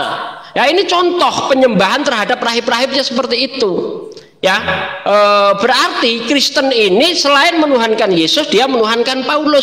Karena kalau tanpa ada Paulus, tidak ada yang namanya Kristen. Karena Paulus inilah yang meletakkan dasar-dasar kekristenan. Kalau Yesus tidak disalib, maka tidak ada penebusan dosa, tidak ada kekristenan. Kalau kita lihat di dalam 1 Korintus 15 ayat 15 sampai ayat 18. Berarti orang Kristen ini menyembah manusia, tapi mau dituduhkan kepada umat Islam yang katanya umat Islam menyembah manusia. Jelas-jelas umat Islam itu jijik dengan penyembahan-penyembahan manusia. Bahkan orang-orang kafir di dalam Al-Quran dikatakan innalladzina kafaru najisun. Orang-orang kafir itu najis. Kenapa? Karena mereka itu menyembah manusia. Sementara Islam terbebas dari penyembahan manusia. La syarikalah. La ilaha illallah wahdahu la syarikalah. Tidak ada Tuhan yang berhak disembah dan Allah itu tidak punya sekutu. Bagaimana mungkin kau menuduh pakai dasar yang sangat lemah? Begitu loh. Rasulullah itu tidak pernah mengajarkan yang bertentangan dengan Allah, sama sekali nggak pernah. Kalau ada yang bertentangan dengan hukum Allah, maka kita umat Islam wajib untuk menolaknya, walaupun itu dari Nabi sendiri. Ya, karena hukum tertinggi di dalam Islam adalah Al-Quran. Kemudian hadis, kemudian ijma ulama. Nah, kalau ada yang bertentangan dengan Al-Quran, baik Nabi maupun ulama, wajib kita tentang. Karena hukum tertinggi adalah Al-Quran. Begitu, terima kasih. Ya, oke, silakan Pak Yadin. Gue kasih 2 menit. Pak Yadin, silakan Pak Yadin. Oke, terima kasih ya. Oke, tadi Edis kan sudah menarasikan di At-Taubah ayat 31 ya. Saya bacakan biar mungkin Pak D yang barusan masuk bisa tahu juga. Mereka menjadikan orang-orang alimnya dan rahib-rahib mereka sebagai Tuhan selain Allah. Dan juga mereka mempertuhankan Al-Masih putra Maryam. Padahal mereka hanya disuruh menyembah Tuhan yang Maha Esa. Tidak ada Tuhan selain Allah. Maha suci Allah dari apa yang mereka persekutukan. Ayat ini sebetulnya nyindir ke Bang Edis ini. Betul. Keterangannya gini, Dis ya. Keterangannya, Dis ya. Mereka mematuhi ajaran orang alim dan rahib-rahib mereka dengan membabi buta, gitu loh, Dis. Biarpun orang alim itu atau rahib-rahib itu menyuruh membuat maksiat atau mengharamkan yang halal. Terus hubungannya tadi dengan meminum darah tadi, Dis ya. Di situ kan seperti yang disampaikan sama Pak Desugi tadi, bahwa Nabi tidak pernah menyuruh meminum darah, gitu loh. Kemudian setelah Nabi sehabis bekam, melakukan bekam, yaitu kemudian Abdullah bin Zubair itu disuruh membuang, ternyata diminum. Di situ Nabi bilang, kalau orang yang darahnya campur dengan darahku itu haram, masuk neraka, gitu loh, Dis. Nggak ada hubungannya, Dis, sebetulnya dengan At-Taubah 31 tadi. Udah, itu aja cukup, Bang Valen. Ya, oke. Silakan Billy. 22 menit, Bill. Bill, coba Bill. Habis Billy, Edis. Oke. Jadi begini, teman-teman ya. Kalau dikatakan Muhammad tidak melawan Al-Quran, contoh ya di dalam hadis ini ya, kalau saya baca ini di dalam hadis ya kan, Islam melarang untuk minum komar ya, atau alkohol ya. Nah, pertanyaannya kenapa Muhammad ini dia mengambil wudhu, kemudian dia minum, kemudian dia ambil air wudhu. Ini di dalam Musnad Ahmad ini loh. Jadi dia meminum alkohol ya, sudah mengandung alkohol, kemudian dia ambil air wudhu. Nah, apakah untuk minuman keras itu boleh di dalam Al-Quran? Nah, ini kan coba dibaca dulu ini supaya tidak ada kebohongan di antara kita ini. Jangan-jangan hadis ini benar atau tidak ini yang ku tag ini. Coba dibaca dulu. Kita gali dulu bersama ini 3594 ini Musnad Ahmad, supaya tidak ada fitnah di antara kita. Bunyinya hadis itu kan demikian. Setelah dia mengambil itu, kemudian dia mengambil air wudhu. Nah, begitu. Apakah itu tidak melanggar aturan Al-Quran juga? Atau Al-Quran membolehkan untuk minum alkohol? Dibaca dulu, baca dulu. Coba dibaca dulu coba. Tolong yang jelas Iya, dibaca dulu coba. Nah, gimana itu? Coba dibaca dulu. Itu sudah aku kita taruh yang suruh baca, kamu yang membawa fitnah, kau yang baca dalilnya, bukan dibebankan kepada orang lain. Kok fitnah? Ya udah dibaca. Oke. Ya, dibaca. Waduh, Google. Ayo baca. Google this. Live di jeda Google this. Coba Edis yang pakar Al-Qur'an. Astagfirullah. Saya mulai kecil sampai bisa dengar. Dis. Aduh, Dis. Ini kayaknya kamu aja yang pakar Quran. Bukan waktu saya. Iya, coba waktu kamu, Dis. Jadi gini ya. Kita ini. Lanjut, Pak D. Oh, ini. Belum ini. Kalau saya diganggu-ganggu terus ya. Enggak, maaf. Jadi begini. Ya, jadi begini. Saya rasa sudah tidak perlu lagi diperdebatkan ya, karena teman-teman muslim di sini sudah tidak percaya lagi sama Muhammad. Kita itu tidak pakai pendapat pribadi, udah saya bilang berkali-kali sih. Kalau Sugi mau menghalu berarti ya ngapain? Nama pendapatnya Sugi ngapain didengerin? Nggak ada nilainya gitu loh. Yang kita bahas di sini itu adalah penjelasan Muhammad sendiri. Menuhankan manusia itu apa sih menurut Muhammad? Menjadikan rahib-rahib itu sebagai Tuhan di samping Allah itu apa sih menurut Muhammad? Itu loh, Muhammad sendiri yang ngomong, karena mereka itu menuruti atau mentaati rahib-rahib itu, sekalipun perintah rahib-rahib itu bertentangan sama perintah Allah. Itulah yang dimaksud Muhammad itu menuhankan. Bukan kamu Tuhan, bukan begitu. Gitu loh. Ya. Jadi kalau Sugi sama si Sanu nggak percaya lagi sama Muhammad, apa yang mau dilanjutin gitu loh. Muhammad sendiri kan sudah ngomong begitu gitu loh. Nah, kita pakai standarnya Muhammad itu. Di dalam Quran jelas, jangan kamu makan darah. Darahnya Muhammad diembat. Udah diembat, apa kata Muhammad? Barang siapa bercampur dengan darahku haram disentuh api neraka. Wah, hebat banget darahnya Muhammad. Kok bisa darahnya Muhammad menentukan orang masuk surga dan neraka gitu loh. Gitu loh. Kita pakai standar yang dipakai Muhammad gitu loh, jangan pakai standar yang lain-lain. Ya. Masalah kalian mau ini atau itu terserah, itu penjelasan Muhammad gitu loh. Muhammad jelas sekali. Dia mana peduli dengan ayat Quran yang ngomong diharamkan bagimu darah itu. Peduli nggak dia dengan ayat itu? Gitu loh.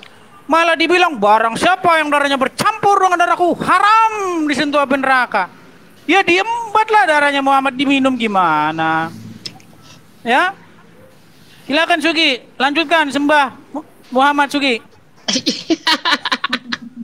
Ini Edis nggak bisa menunjukkan di mana pertentangannya antara Nabi dan Al-Quran. Nabi tidak pernah memerintahkan untuk minum darah. Ayat mana, hadis mana Nabi memerintahkan minum darah? Itu kan jelas sekali kejadian yang tidak disengaja oleh sahabatnya. Jadi suruh apa kalau sudah begitu? Nah, apakah setelah kejadian itu mulai sekarang minum darahku biar kamu masuk surga? Kan nggak ada juga seperti itu. Ya jangan dipukul rata. Gitu loh. Nah, kamu juga pakai asumsi pribadi.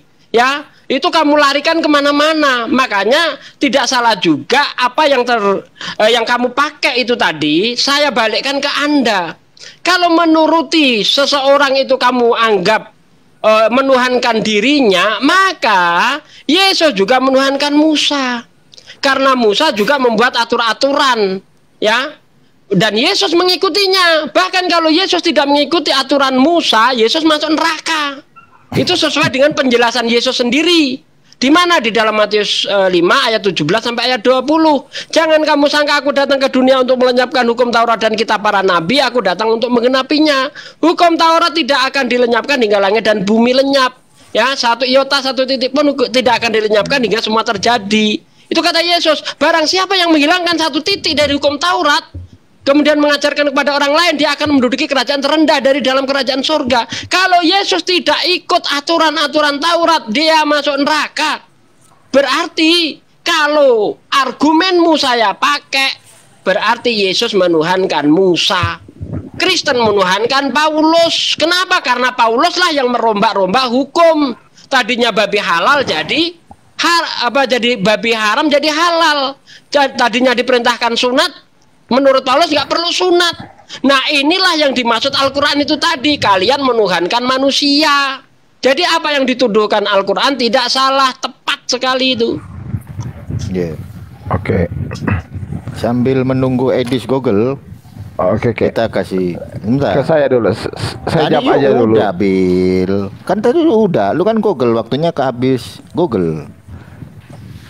Jadi begini, waktu nanti kan saya jawab, nanti Edis yang bikin pertanyaan, saya jawab aja apa yang dijawabkan oleh Sugi. Tapi kan bukan waktu kamu. Ya, aturlah. Iya, gantian dulu.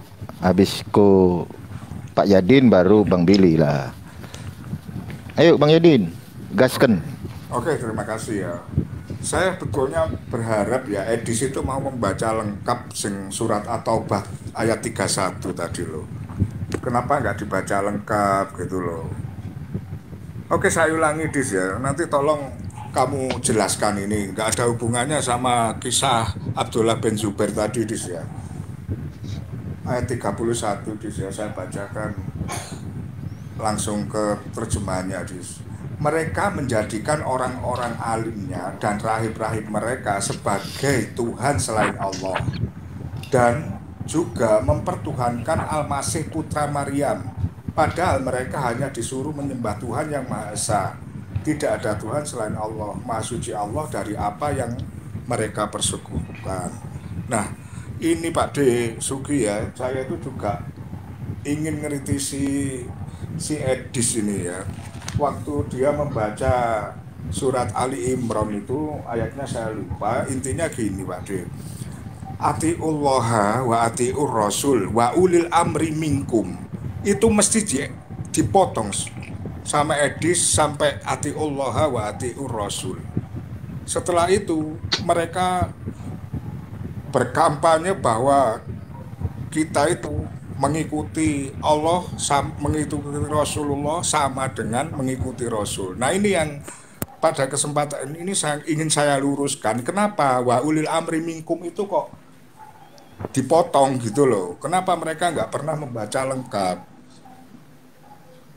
Kalau kita misalnya ya membaca lengkap ayat itu wa ulil amri min atiullaha wa atiur rasul wa ulil amri minkum, maka apa itu asumsi mereka atau framing mereka untuk menyamakan Nabi Muhammad dengan Allah itu sudah gagal, karena di situ ada keterangan mengikuti pemimpin di antara kamu gitu loh. Oke, cukup. Ya kan Bang Billy. Edis kabur Edis, astagfirullah. Mana Edis? Oke. Jadi begini, kita lihat aja ya bagaimana pelanggaran, apakah Muhammad itu melanggar atau tidak. Nah di dalam hadis ya, hadis Al-Bukhari volume 5 buku 599 nomor 703 diriwayatkan Aisyah, Nabi dalam penyakitnya menyebabkan dia meninggal biasa berkata, wahai Aisyah, saya masih merasakan sakit yang disebabkan oleh makanan yang saya makan di Khaibar. Dan saat ini saya merasa sudah orta saya sedang dipotong dari racun itu. Nah, menurut Al-Quran, keluarganya udah sama loh. Nah, mantap. Menurut Al-Quran ya, dari sekiranya Muhammad mengadakan sebagian perkataan atas nama kami, pasti kami akan pegang dia pada tangan kanannya, kemudian kami potong pembuluh jantungnya, maka tidak seorang pun dari kamu yang dapat menghalangi kami untuk menghukumnya. Nah, jelas daripada apa yang dikatakan Al-Quran ini terjadi sepertinya, karena diriwayatkan dalam Sahih Al-Bukhari volume 5 buku 59 nomor 703 diriwayatkan Aisyah, Nabi dalam penyakitnya yang menyebabkan dia meninggal biasanya berkata, wahai Aisyah, saya masih merasakan sakit yang disebabkan oleh makanan yang saya makan di Khaibar, dan saya ini sedang merasa seolah-olah aorta saya sedang dipotong dari racun ini. Nah, tergenapilah perkataan daripada Quran ini, ayat ini sepertinya karena terasa terpotong-potong. Nah, apakah tidak sinkron apa yang disampaikan oleh saudara saya Edis mengatakan bahwa dia melawan apa yang dikatakan oleh Tuhan? Ini hanya sebagian kecil saja. Sugi, saudara-saudara semua, saya lanjutkan kepada Sugi, kepada host. Silakan host, kembali lagi. Iya, saudara-saudara Saudara-saudara. Saudara-saudara yang dikasih di jama-jama, Bang Billy nggak nyambung. Ini masalahnya minum darah itu loh, Bang Billy. Ya, berhubung Edis lagi buka Google, saudara-saudara yang di jama-jama itu kita kasih ke siapa ya? Bang Uco. Pak De Sugi aja, Pak De. Lanjut. Edis, giliran Edis ini. Ya, Edis lagi Google, gimana gua mau manggil? Aduh, ini Edis nih nyari data dari tadi kayak udah ke Google. Ada dong ya, seperti saya bilang tadi ya. Kalau kita ini membahas pendapat pribadi, diskusi ini disudahi saja. Kenapa? Karena yang dibahas pendapat pribadi, gitu loh. Tema kita ini kan mentuhankan. Sebenarnya yang menuhankan mayat dalam kubur itu siapa gitu loh? Yang menurut-nuruti perintah mayat dalam kubur itu siapa? Yang bahkan rela demi mayat dalam kubur rela mati loh dia. Ada orang-orang seperti itu. Orangnya udah meninggal, udah dalam kubur. Tapi kalau kamu senggol itu, namanya orang yang dalam mayat dalam kubur itu, wah, kesetanan dia, kesetanan. Gitu loh. Bahkan perintahnya diikuti-ikuti itu. Perintah dia sendiri loh itu. Perintah mayat dalam kubur diikuti. Misalnya perintah mayat dalam kubur misalnya apa? Rambutnya harus begini, atau kumisnya harus begini, atau jenggotnya harus begini, dituruti itu. Gitu loh. Harus dituruti, semua dituruti itu. Jadi sudah jelas ya. Menurut ya, Sugi kau baca lagi tuh ya. Di balik At-Taubah 31 itu ada peristiwa. Datang seorang bernama Adi bin Hatim, sama seperti kamu Sugi. Enggak, saya enggak menyembahnya kok. Enggak, saya enggak menyembahnya. Persis seperti Adi bin Hatim itu ngomong sama Muhammad. Saya enggak menyembahnya. Tapi kata Muhammad apa?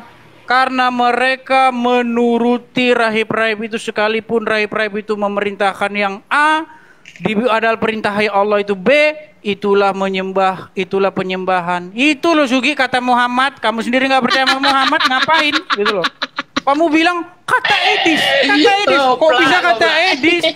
Nah, si Sugi ngomong terus nih. Kalau saya bicara dia ngomong. Enggak, tertawa ya. Saya tertawa aja dilihat kegoblokanmu. Lanjut. Lanjut. Ya kabur, tinggal si Billy. Jadi gini ya, Edis ini nggak paham konteks gitu loh. Nah kalau rahib-rahib itu membuat hukum sendiri, merubah hukum-hukum yang ada, gitu loh. Bedakan dengan kita mengikuti Rasulullah. Rasulullah tidak merubah hukum. Dan ada perintah langsung dari Allah, atiullah wa atiur rasul wa ulil amri minkum. Jadi ketika kita mengikuti Nabi Muhammad, otomatis itu mengikuti perintahnya Allah. Nabi Muhammad tidak pernah mengada-adakan hukum sendiri. Begitu ya. Nah si Billy lebih lucu lagi. Hadis nggak ada hubungannya digabung-gabungin. Jadi begini. Bentar. Jangan diselak dulu ya. Jadi seolah-olah ingin mengkoreksi dalil ya. Dalil tersebut pada ayat Quran, hadis dan sirah di atas tidak ada hubungannya sama sekali. Billy, kenapa kamu hubung-hubungkan ya? Justru ayat itu menegaskan bahwa Al-Quran itu adalah benar-benar wahyu Allah, bukan sebuah syair dan bukan pula perkataan tukang tenung, apalagi perkataan Nabi Muhammad sendiri. Dalil itu menjadi penegas buat beliau Nabi Muhammad SAW bahwa dirinya tidak punya kuasa untuk menambah, mengurangi maupun mengubah kandungan risalah atau ayat-ayat Allah selain mengikuti dan menyampaikan apa yang telah diwahyukan kepadanya. Dan tiadalah yang diucapkan itu Al-Quran menurut kemauan hawa nafsunya. Ucapannya itu tiada lain hanyalah wahyu yang diwahyukan.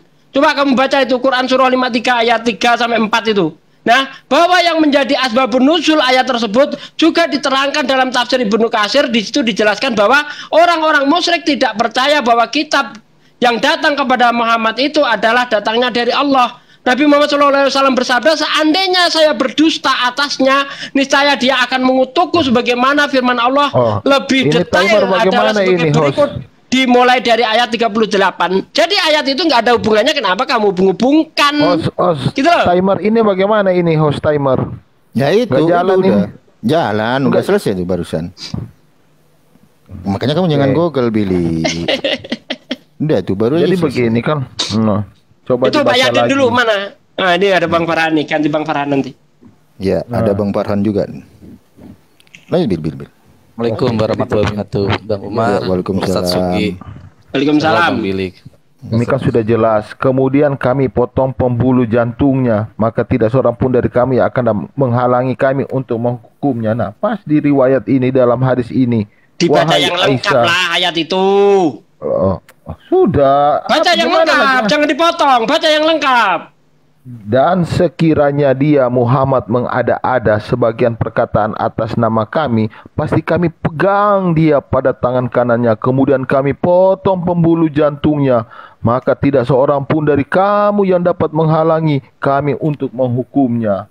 Nah, jelas dalam riwayat ini, Nabi dalam penyakitnya menyebabkan dia meninggal biasa berkata, wahai Aisyah, saya masih merasakan sakit yang disebabkan oleh makanan yang saya makan di Khaybar, dan saat ini saya merasa seolah-olah aorta saya dipotong dari racun ini. Sahih Al-Bukhari volume 5 buku 59 nomor 713.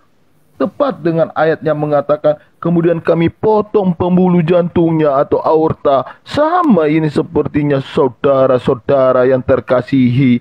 Begitu saudara-saudara Sugi dan Farhan, kalau disimaklah ayat ini dengan hadis ini, saudara-saudara. Nah, ini sudah sangat membuktikan, saudara-saudara, ini namanya pelanggaran, ini pelanggaran yang membuktikan, saudara-saudara. Makanya jangan menyembah rahib-rahib itu, saudara-saudara. Kalian kan sudah jelas menyembah siapa yang kalian turuti, saudara-saudara. Apa yang tidak dikatakan kitab kalian lakukan, saudara-saudara, di mana diperintahkan hanya berdoa. Berapa kali kalian membuat? 5 kali sesuai dengan perintah daripada roib, saudara-saudara. Akibatnya di dalam riwayat Aisyah, dalam Nabi penyakitnya menyebabkan dia meninggal, saudara-saudara bisa berkata, wahai Aisyah, saya masih merasakan sakit yang disebabkan oleh makanan yang saya makan di Khaybar, dan saat ini saya merasa seolah-olah aorta saya dipotong dari racun ini. Nah, dipotong, kemudian tepat, kemudian karena potong habis. Nah, sebentar Bang Umar, ini Bang Billy lari dari topik tadi. Premisnya Edis bisa diingatkan. Edis tadi menuduh bahwa kita itu patuh dan menuhankan Rasulullah. Begitu dia tuduhannya diutarakan dari tafsir atau bayat 31 tadi, dihubungkannya dengan menuhankan dan darah tadi, gitu Bang. Itu. Oke, silakan dilanjut. Bukan, Bang. Kalau begitu panggil Edi, saya pergi. Saudara-saudara. Iya, ya kalau mau ganti topik baru silakan Bang Umar, silakan. Ya, baik, saya jawab ya. Inilah orang asal penggal ayat, nggak ngerti yang dimaksud dalam ayat itu. Kita baca dari ayat 8, maka aku bersumpah dengan apa yang kamu lihat dan dengan apa yang tidak kamu lihat. Sesungguhnya Al-Quran itu adalah benar-benar wahyu Allah yang diturunkan kepada Rasul yang mulia. Dan Al-Quran itu bukanlah perkataan seorang penyair, sedikit sekali kamu beriman kepadanya. Dan bukan pula perkataan tukang tenung, sedikit kali kamu mengambil pelajaran. Ia adalah wahyu yang diturunkan dari Tuhan semesta alam. Seandainya dia Muhammad mengada-ada sebagian perkataan atas nama kami, niscaya benar-benar kami pegang dia pada tangan kanannya. Kemudian benar kami potong urat tali jantungnya. Maka sekali-kali tidak ada seorang pun dari kamu yang dapat menghalangi kami dari pemotongan urat nadi itu. Dan sesungguhnya Al-Quran itu benar-benar suatu pelajaran bagi orang yang bertakwa. Dan sesungguhnya kami benar-benar mengetahui bahwa di antara kamu ada orang yang mendustakannya. Dan sesungguhnya Al-Quran itu benar-benar menjadi penyesalan bagi orang-orang kafir di akhirat. Dan sesungguhnya Al-Quran itu benar-benar kebenaran yang diyakini. Maka bertasbihlah dengan menyebut nama Tuhanmu yang maha besar. Nah, ini justru menegaskan bahwa Quran yang disampaikan Nabi Muhammad itu benar-benar wahyu Allah.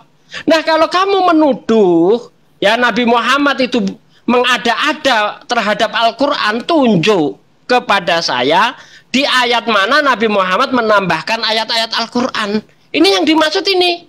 Ya, Nabi Muhammad itu mengada-adakan menambah-nambah ayat di dalam Al-Quran. Sekarang mana? Sesuai hadis Nabi tadi ya, di dalam ini Nabi bersabda, seandainya saya berdusta atasnya, niscaya dia akan mengutukku. Sebagaimana firman Allah lebih detail adalah sebagai berikut ayat tadi itu. Nah, ini berbicara tentang isi Al-Quran. Sekarang tunjukkan kepada saya Al-Quran mana yang dirubah Nabi Muhammad, atau perkataan Nabi Muhammad mana yang ada dalam Quran. Silakan. Mungkin Bang Farhan ada yang mau nambahin? Bang Farhan? Sedikit, iya, oke. Terima kasih Bang Umar, Bang Sugi. Jadi ada yang salah dalam narasi tadi. Edi, saya dengerin sedikit ya sama Bang Billy ya, yang mengatakan contoh ketika mati diracun ya. Tapi saya menanggapi dulu tuduhan-tuduhan Nabi Muhammad SAW. Ya, di dalam Quran surat Al-Qalam di sana dikatakan, dengan karunia Tuhanmu, engkau Muhammad bukanlah orang gila. Nah, narasi bukanlah orang gila. Apakah mau mengatakan Rasulullah itu gila? Ini membantah tuduhan namanya. Bedakan narasi, pahami narasi secara kontekstual. Nanti kalau saya bawakan ayat di dalam Bible yang menuduh Yesus gila, apakah berarti Yesus itu gila? Ya. Di dalam Markus 3:21 contohnya, ada tuduhan Yesus. Pada waktu itu ada beberapa orang yang mengenal Yesus berkata tentangnya, dia sudah gila. Boleh saya mengatakan Yesus gila? Ini ada di kitab Anda loh. Pahami narasi dan maksud dalam sebuah ayat. Jadi ketika Anda membawa narasi Al-Quran dengan mengikuti pikiran liar Anda sendiri, otak liar Anda sendiri, ya, Anda akan tersesat di sana. Markus 3:21 di sana dikatakan bahwa pada waktu itu ada beberapa orang yang mengenal Yesus berkata tentangnya, dia sudah gila. Ketika keluarganya mendengar hal itu, mereka berjalan ke tempat itu untuk memaksa Yesus pulang. Kita narasikan, orang ada yang teriak Yesus gila, terus keluarganya nyusul ke tempat Yesus dipaksa untuk pulang. Kira-kira Yesus melakukan apa?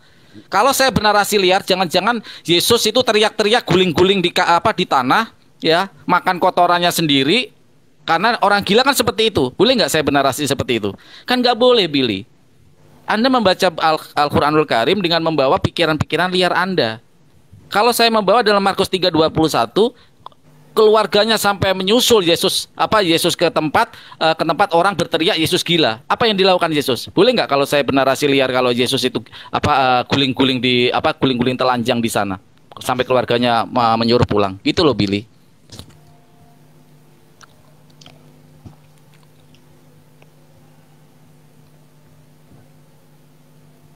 Bang Umar, waktu habis. Ya, lanjut, saya sholat dulu. Oke, silakan Bang Billy.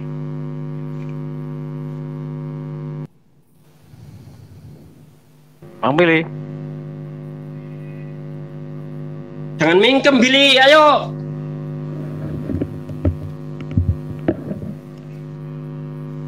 Bang Billy lagi sholat juga kayaknya dia ini kan.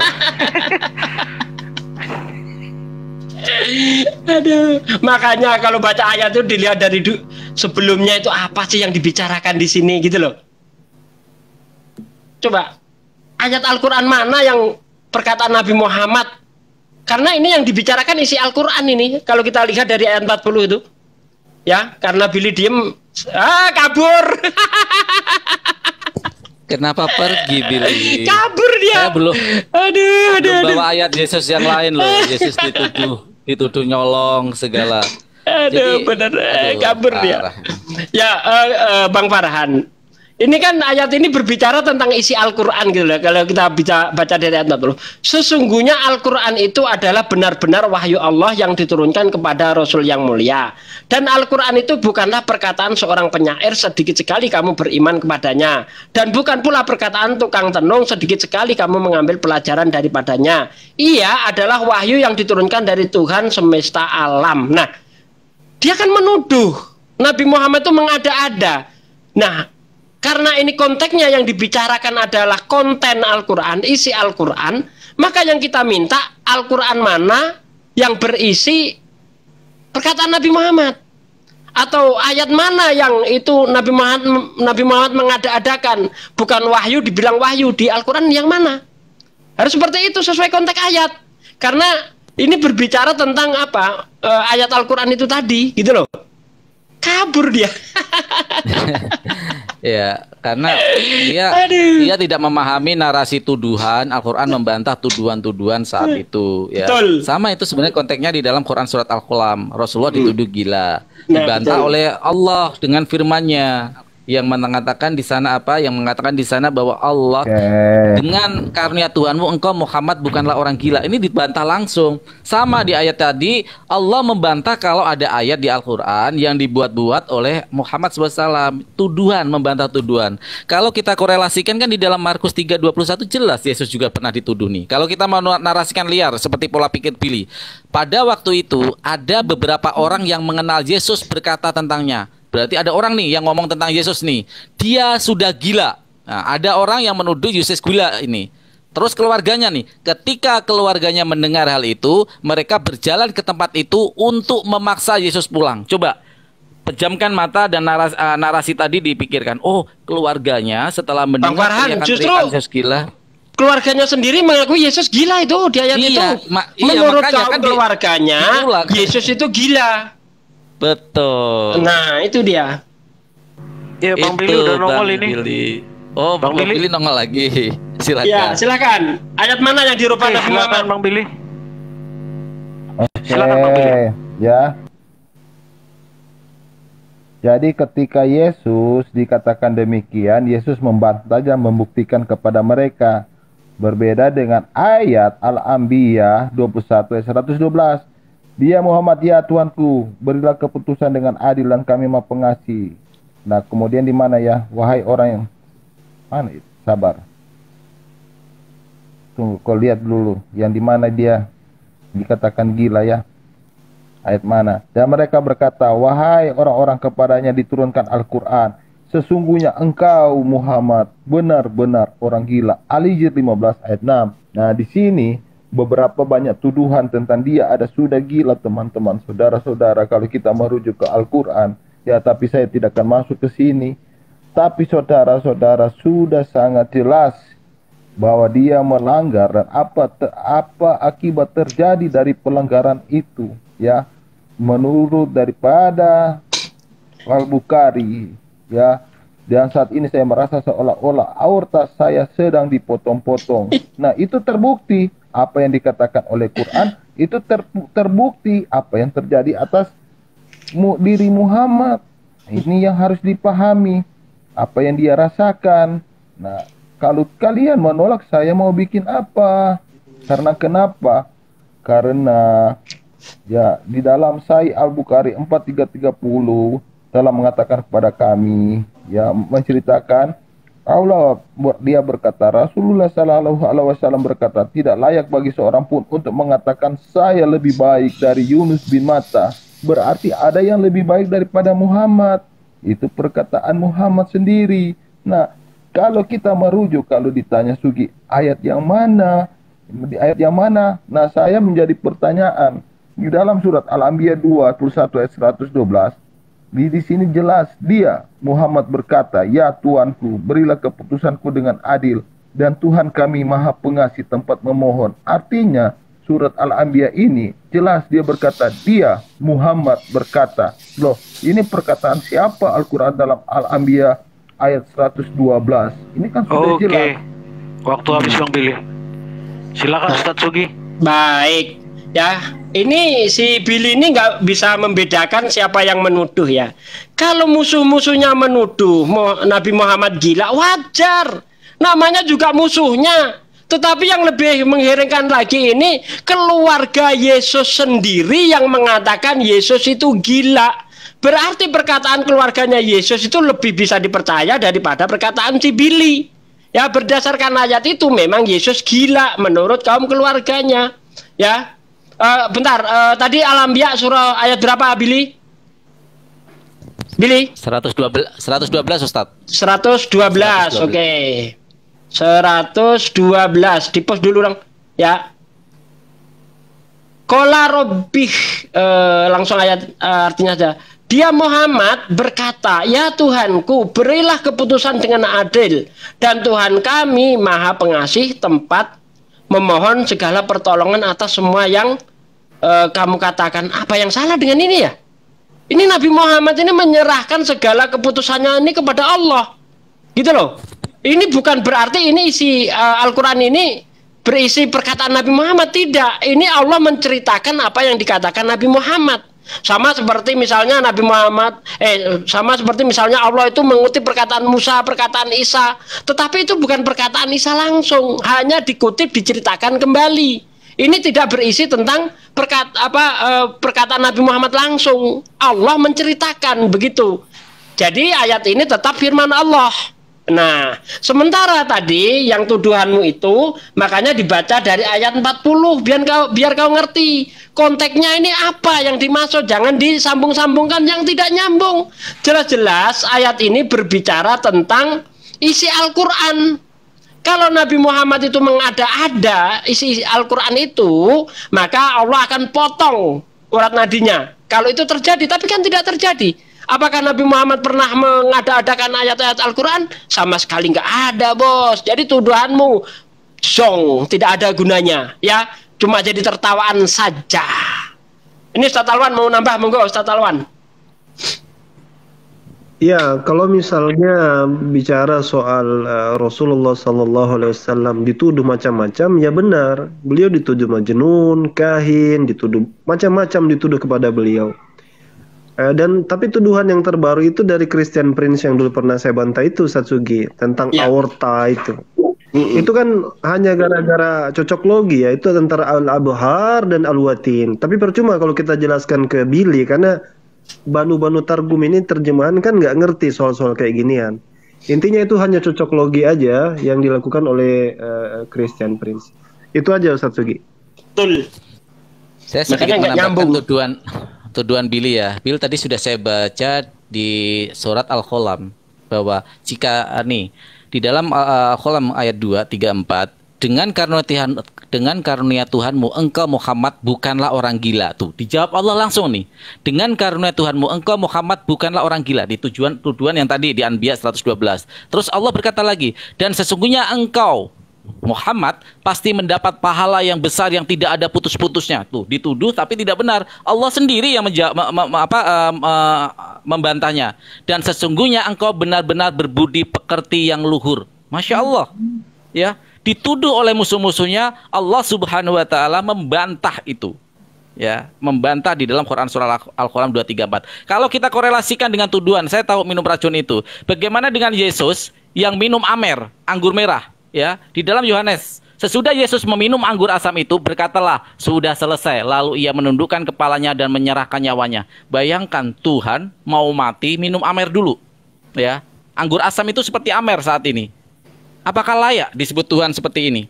Nah, itu loh Bill, kalau kamu membawa ayat di dalam Al-Qur'anul Karim, kami ada jawabannya. Di dalam An-Nabiyyah 112 dijawab di dalam Quran surat Al-Qalam. Allah sendiri membantah bahwa kamu bukan orang gila Muhammad seperti tuduhan mereka, tapi justru kamu orang yang berbudi luhur. Pahala kamu tidak terputus. Seperti itu, Bill, ya. Oke, Bang Billy. Monitor. Oke, saudara-saudara. Oke, kita mulai saudara-saudara. Ya, di dalam ayat itu Sugi, ya tidak ada saudara Yesus mengatakan demikian. Kau aja yang salah baca mungkin ya. Tetapi di sini sepertinya aula ini tetap setia untuk menghibur Muhammad walaupun orang yang berkata dia sudah gila. Tetapi aula tetap menghibur dia dengan kata-kata demikian yang telah kau baca. Bagus, tidak apa-apa. Kemudian kalau kita merujuk apa yang telah terjadi atas sikap dan perilaku daripada Muhammad, apa yang telah difirmankan oleh Al-Quran, dan itu sudah sangat jelas terjadi, bahwa dia akan dipotong saudara-saudara, aortanya itu, aduh. Gimana untuk kita jelaskan ini? Kemudian ini ya surat Al-Anbiya 21 ini, perkataan siapa ini? Dia, Muhammad berkata, loh. Dia, Muhammad berkata. Kapan Muhammad berkata? Bukankah keyakinan kalian mengatakan bahwa Quran itu sudah tersimpan lama di Lauh Mahfuz? Artinya Muhammad belum berkata, sudah tertulis dia Muhammad berkata. Apakah ini sudah disampaikan Muhammad berkata? Kapan Muhammad berkata? Ini sangat membingungkan saudara-saudara. Muhammad belum berkata, sudah ditulis Muhammad berkata. Kapan dan di mana dia berkata, saudara-saudara? Sedangkan ini sudah tersimpan di Lauh Mahfuz saudara-saudara, berabad-abad lamanya saudara-saudara. Al-Quran turun bukan berarti baru saja ada, tetapi sudah tersimpan kemudian ditulis saudara-saudara. Artinya di sini belum tertulis sudah berkata demikian. Apakah ini sebuah kejujuran? Nah, atau sebuah tulisan? Kemudian berkata sangat jelas, dia Muhammad berkata, ya Tuhanku, berilah keputusan dengan adil, dan Tuhan kami Maha Pengasih. Di mana perkataan ini tertulis, saudara-saudara? Nah, kapan Muhammad berkata demikian, saudara-saudara?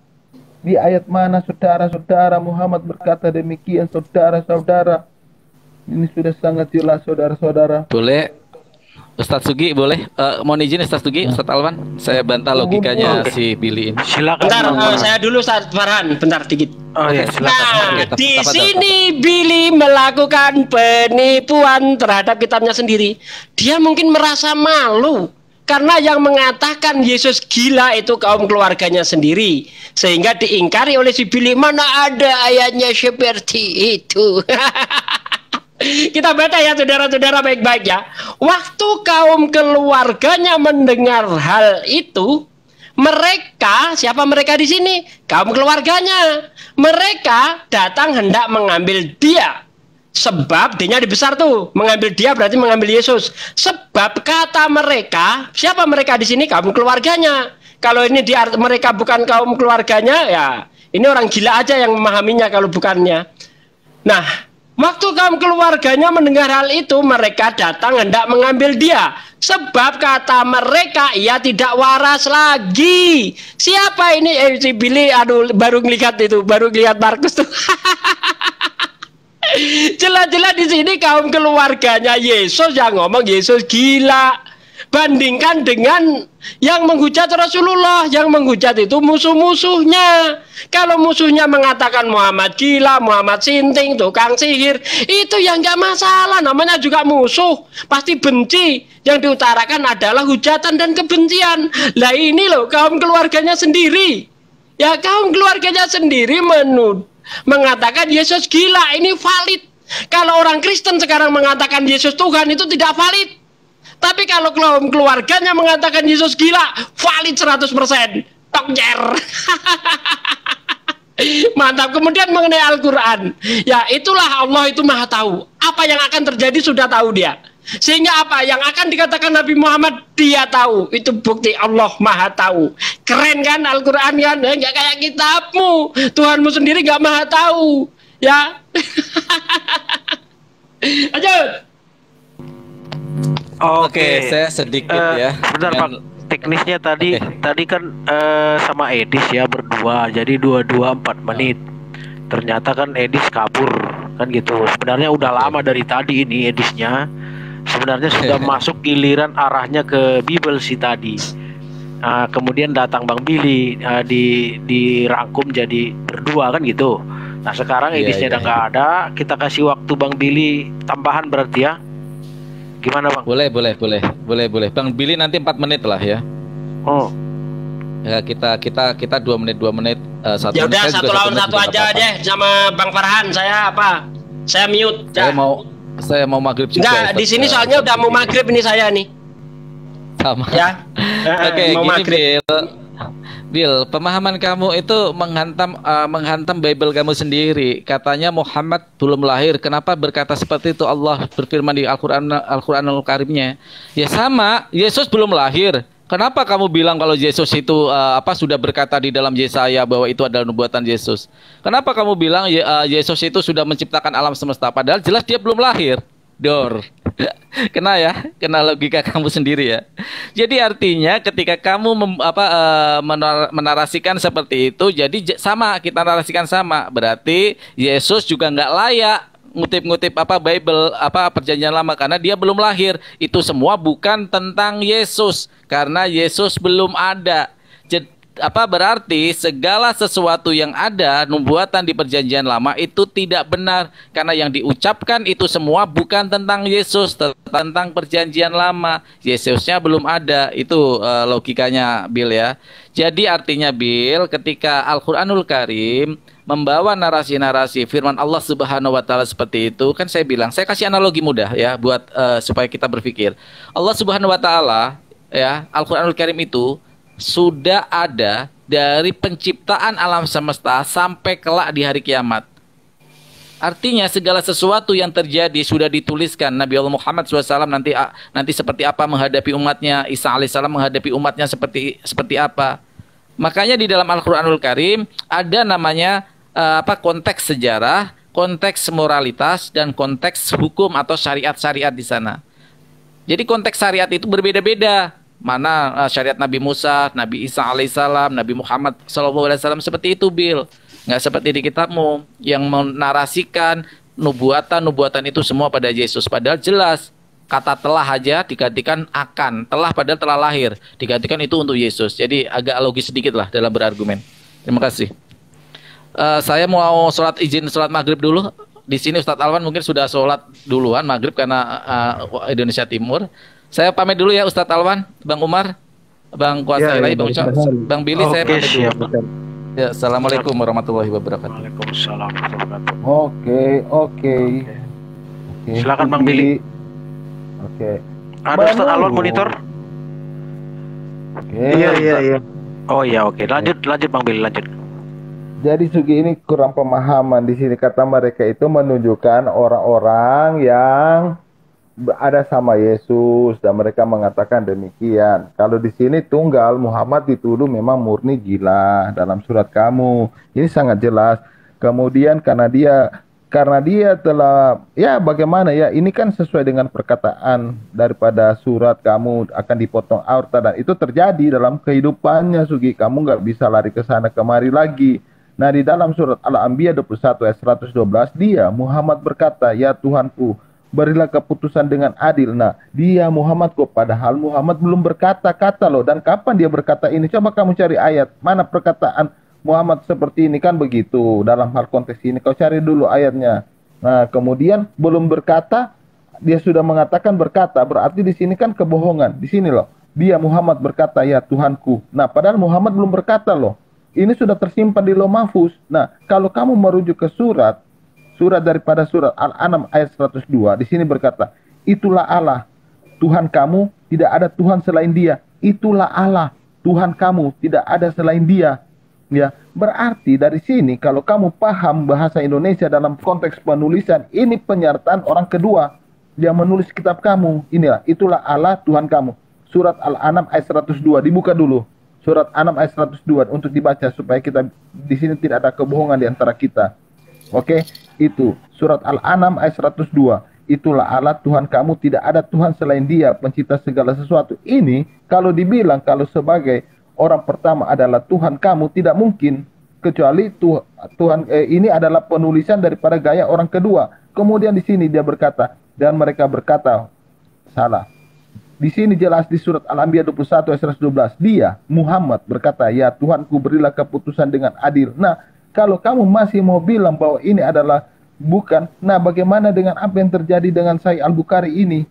Dikatakan apa di sini? Dan saat ini mereka seolah-olah aortanya saya sedang terpotong. Begitu saudara-saudara sekalian. Ya, dari di sini saya membawa bukti saudara-saudara, bukan tuduhan palsu.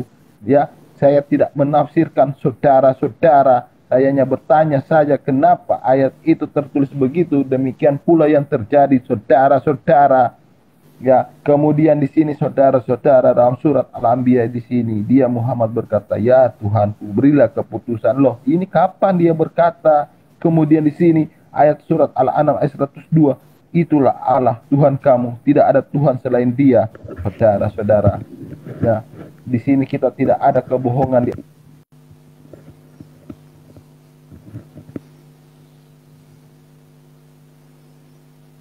Hilang Bang Billy, suaranya hilang, paus. Bang Umar, ya. Sepertinya habis ini kalau Bang Billy balik, aku mau persiapan maghrib, sekalian pengumuman nih kawan-kawan buat wilayah Medan. Ya, maghrib wilayah Medan ya. Oke, kita akhiri dulu aja ya, karena Oke, buat Ustadz Alwan nama Bang Ucok, terima kasih udah bergabung, dan untuk para Ikhwan Villa, Bang Umar ini ucapkan baru panas ini, panasin mesin udah Iya, oke lah. Ya mungkin Ya, Ustadz Alwan kasih closing statement aja. boleh. Ya, lanjut Ustaz. Oke, baik. Jadi pertama kalau kita bahas tentang ayat yang disampaikan Billy, misalnya dari orang kedua, itu sudah jelaskan para ulama bahwa selalu di dalam ayat itu ada kata kul yang tersembunyi, artinya katakanlah ya Muhammad. Dan itu selalu bawaan ayat kayak gitu. Sehingga itu sebenarnya tidak jadi problem, dan itu pasti bukan masalah kalau orang yang biasa membaca Al-Quran. Sebenarnya itu kayak bahasa tapi yang lebih harus Billy kritis itu yang Yohanes 21:24 itu. Dialah murid. Iya kan? Bagaimana bunyinya itu dan kami bersaksi persaksiannya benar ya, kurang lebih seperti itu. Nah, di situ complicated itu, sulit di situ dijabarkan siapa kami, siapa dia. Nah, itu baru yang harus dia permasalahkan kalau soal. Kalau di Al-Qur'an itu jelas itu adalah firman Allah Subhanahu wa taala, sekalipun dalam sigha atau bentuk yang kedua. Kedua masalah Rasulullah SAW katanya dibunuh, itu sudah pernah saya jabarkan, saya jelaskan tentang perbedaan di hadis dengan yang di Quran. Di Quran itu disebutkan aorta, tapi di abhar, tapi kalau di Al-Quran di ayat kayaknya al-watin. Nah, itu beda-beda. Jadi kalau dicocok logikan bahwa ini Rasulullah SAW kena azab gara-gara hanya dia tidak mengikuti atau dia mengada-ngadakan Quran, itu sama sekali tuduhan yang tidak benar, cocok logi, dan sudah sering dibantah. Sebenarnya banyak yang saya ingin gambarkan